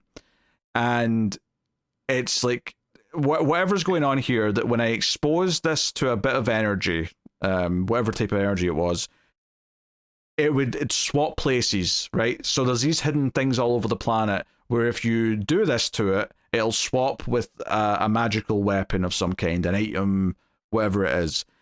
And he starts theorizing with Snow that maybe I could turn this, like, when this moment of transition happens, maybe I can piggyback into that and open it wide enough for a person to go through to wherever these weapons are being stored. Like, where is it swapping to? So this was really fascinating. I was kind of like getting into it, and I'm like, okay, this is an interesting idea. So Snow is like, no, we're not sending a team, I'm going to go in myself. And he gets this big bulky, like, spacesuit, and they set up this hammer and a rig, and he's like, okay, we're going to zap it with the energy and try and send you through with it. And sure enough, it zaps it with energy, it creates this big whirlwind, and basically he ends up in like what at first looks like a pure white space, you know, like in the Matrix when they get all the guns and stuff. It looks kind of like that, just infinite white. But then he takes a step forward, and he's stepping on skulls and like rib cages that are there. And he looks around, and there's just rows of different mystical looking weapons, some mystical shields, hammers, swords, axes, guns of some kinds, just rows and rows and rows of them. But the floor is completely covered in skeletons and remains. And then he kind of sums up, like, and I'm like, what's going on here? Like, part of this feels like a fake world, but then you've got all these bones. And he just puts down, he says it, he's like, they killed an entire world just so they had somewhere to store their weapons. So, the villains, the Four, have killed a planet either in a different dimension or somewhere else just in space, just so they could use it as a big weapon closet. And they've got all these magical weapons tied to mundane objects on Earth that they can swap them with via temporal wormhole thingamajigs. It's real funny because back in, before Thor in the mid-2000s, when he was Donald Blake, he would tap his walking stick or cane on, and that's how he would transform into Thor. So the fact that it was a walking stick that becomes this big Mjolnir-esque hammer, again, it's Ellis playing with the mythos there. Yeah, I did not know that, but that doesn't surprise me that there's a correlation. So, yeah, kind of a big deal. And then the second half of the issue is we go to the Antarctic, and there's a planetary base, which we can tell because there's a little planet symbol on the big metal doors. But you see basically these doors, like, it's like something's trying to pry them open. We see these two, like, sort of like marks appear in the middle as if something's pulling them apart. And then both doors come flying. I love these few pages, actually, because they're very silent. It's all just done with visual storytelling. And you realize that someone who's invisible is breaking into this planetary base. And it's one of the Four. It's the female member of the Four. the Invisible Woman, if you will. And she snuck in there, and she's calling it in what she's seeing, and she's in the Planetary base. And then, out of nowhere, Ambrose, the member of Planetary that died before the main story started, that we got a flashback issue of a few ago, he shows up and he takes her on and kind of, has the powers to kind of fight her at her own game. And they talk a little bit about how the goggles she wears when she's invisible are what keep her alive, because her if she looks or basically because the way her invisibility works, she wouldn't be able to see anything because her own eyes would be invisible, something like that they said. So the goggles, your eyes need light. Yes. Your eyes need to be able to bounce off of stuff, and if there's nothing there because you're invisible, then you can't see, right? Yes. So most stuff with invisible characters, ignore that. Don't worry about it. This actually makes a point of bringing it up and saying that she'd actually maybe cease to exist if she tried to look while she was invisible. But regardless, she gets taken down, and Chiquita's there as well. Drummer is back at the computers. They've basically set a trap. They've lured in this member of the Four. And then because she's in trouble, one of the other members of the Four, the one that kind of comes through a sort of electricity style portal, he shows up and he's immediately jumped by Chiquita, and Snow shows up and is like, excellent, it's all going to plan, we're taking these characters out. But then giant ship appears above their base, and some sort of cannon or whatever fires, or it looks like it's about to fire down on them, and it cuts ahead to Snow on a table. And this is why they're saying, hey, you're actually becoming a bit of a threat to us. You lured two of our members into a trap, and we're kind of winning until the cavalry showed up. So we can't just kind of ignore you anymore and just enjoy it as a bit of fun. So we're not going to kill you. We're instead going to erase, parts of your memory so you're not a threat. And he's like, well, you better erase it good, because if I remember enough, I'm going to come and kill every one of you. And just before they wipe his memory, he's like, hey, team, if you can still hear me, don't you dare come looking for me. I mean it, don't think about it. But do not let these bastards win. Those are orders. Goodbye. And then it goes to a black panel, and it's like, oh, that's the moment where his memories were taken. And that's the end of the issue. So it's a good issue. It's a sort of thing where, like a lot of Planetary issues, I start the issue and I'm like, wait, what is this? What are we doing now? What? We never just start where the last one left off. We always kind of start in a cold open where we're starting to slowly realize what the issue's about. But it usually ends up working out in its favor, though, because once you realize where it's going, you're like, oh, I get this now. I get what this is. So it's a pivotal part of the story. I think the build up and this idea of they were starting to win and they were starting to be a threat is really cool. It's one thing to hear that, but to actually see it play out like this and see them actually take a couple of the members on. And also it's just interesting to see them all work as a team. This idea of Snow was the fourth man, but here we actually saw the four members of Planetary working together in unison as a team. And then the whole idea of the pocket dimensions to have or not even the pocket dimensions, but the teleporting weapons back and forth with the inanimate objects is just a fun idea. So yeah, really cool stuff. It looks like next time there's a Planetary Authority crossover. I assume it's a one shot, just based on this cover that's in the collection. I'm assuming I'm supposed to read that next. I'm sure the patron will let me know if I shouldn't, but I think that's what I'll be doing. And now next. You have vague familiarity with some of those characters because of DC, right? Yeah, yeah. I mean, Midnighter. Yeah, don't ask me in the many other members, but yeah, I mean, I vaguely remember them. Jenny should be there. The engineer. So I think that's the Authority. Yeah, that might be Stormwatch. I can't remember. Yeah, no, I mean, I liked that show a lot. I liked a lot of the sequencing and the art, because all the stuff with the hammer was mostly silent, right? And then the invisible villain infiltrating the base is all done with no dialogue, no panels, no descriptions or narration. It's just well paced. Here's the door. Oh no, here's the door with some marks as if someone's trying to pry it open. Now the doors go flying. it's just really well paced. You see a couple of like footprints, like because the feet are wet because they've been walking through snow, like appearing on the floor.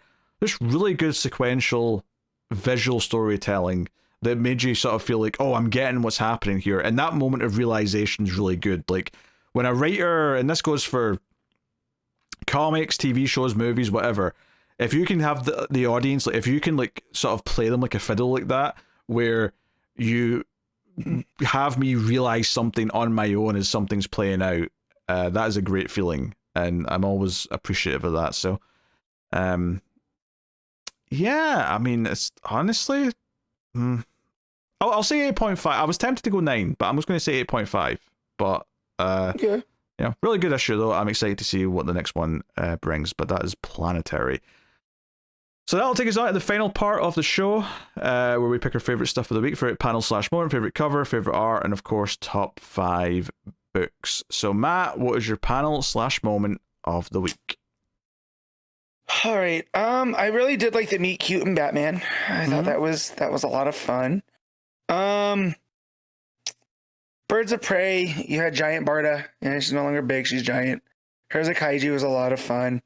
But mine's gonna be from Cheetah and Cheshire. And it's a toss-up between the talk with Shoes, right, that Barbara Ann has, and the talk with Featherweight.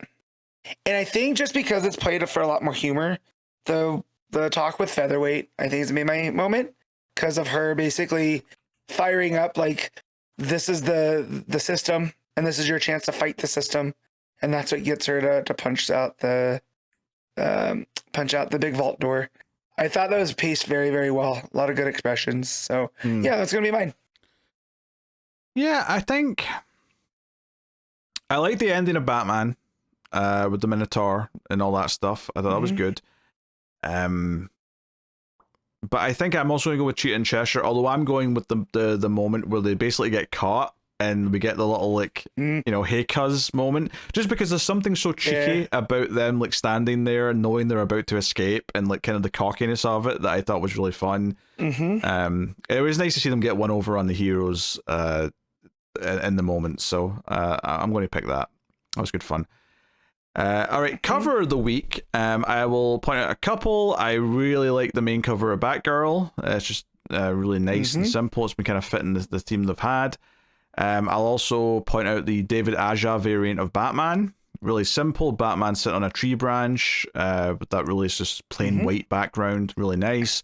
My pick of the week, though, for cover is going to be the Yasmin Putri variant of Absolute Green Lantern, which is sort of Joe's hand glowing green, but there's like a black hand coming over top of it, and it's really, you know, ominous and spooky. Yeah. So I like that one quite a bit. What you got? That's a good one. I had that one earmarked as well. I also love the JSA David Talaski variant. It's got Alan Scott and Jay Garrick sharing a soda with the rest of the guys around them. It's very Norman Rockwell. Fits the vibe of that book very well. I don't like it as much, but I think it has there's a quality to it. Adventures of Superman, Book of L, has a Sarah Bosliam variant, and it's got Superman looking like Mr. Incredible. Like, there's that kind of 60s pop art kind of vibe to it. The face is a little bit weird, but it's got, you know, Superman pulling these chains around him, and there's a white background behind him, makes him really pop. So I thought that was cool. But my pick's gonna be the regular Birds of Prey cover. It's got the birds getting ice cream, and it's very, you know, kind of like a desserts for the book that's not gonna be around. So yeah, that's my pick. Yeah. All right, art of the week. This one's tough because I mean, it's Nicola Scott, right? Cheetah and Cheshire, real good. I also really like the Jiménez for Batman, and then Takara with Ivy is always up there. So this one's tough. My gut says Ivy, but my brain says Cheetah and Cheshire. But yeah, I'm gonna give it to Takara for Ivy. It's been missing for a minute, so really solid stuff.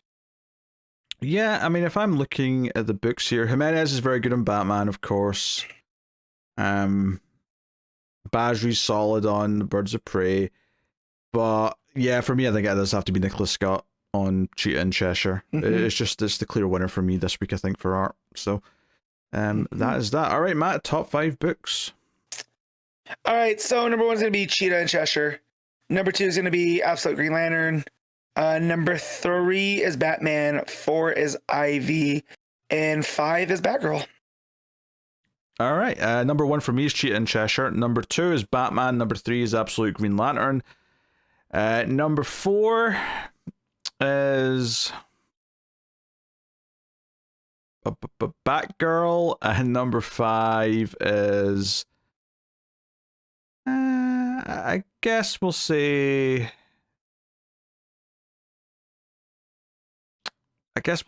Birds of Prey. But I will admit, there's a lot of I gave out a lot of 7-ish numbers this week. Only a couple are kind of standing above that, so that was a little bit tougher as the top 5 to do. But that's okay. I'll tell you what's coming next week from DC Comics now, everyone. Next week we have Absolute Batman issue 15. Action Comics 1093, Batman and Robin 28. We have Aquaman issue 12. We have DCKO Wonder Woman vs. Lobo issue 1. We have Supergirl issue 8. Green Lantern Corps issue 11. Batman Gotham by Gaslight League for Justice issue 6.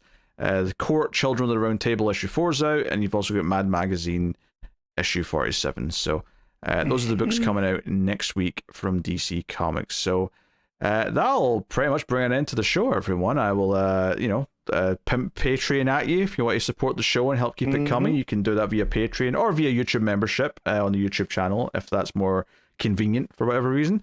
And you get access to exclusive solo series we're doing every month. Right now it's Batgirl Year 1. We're 4 into that. It's been a good time. Really loving talking about that book.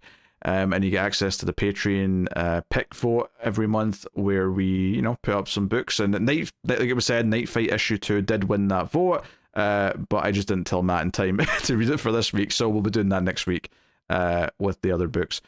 But yeah, that is the show, everyone. Thank you very much for joining us. Thanks to everyone who does already support us. We do appreciate it, and keep reading DC Comics, and remember to never get lost in the Speed Force.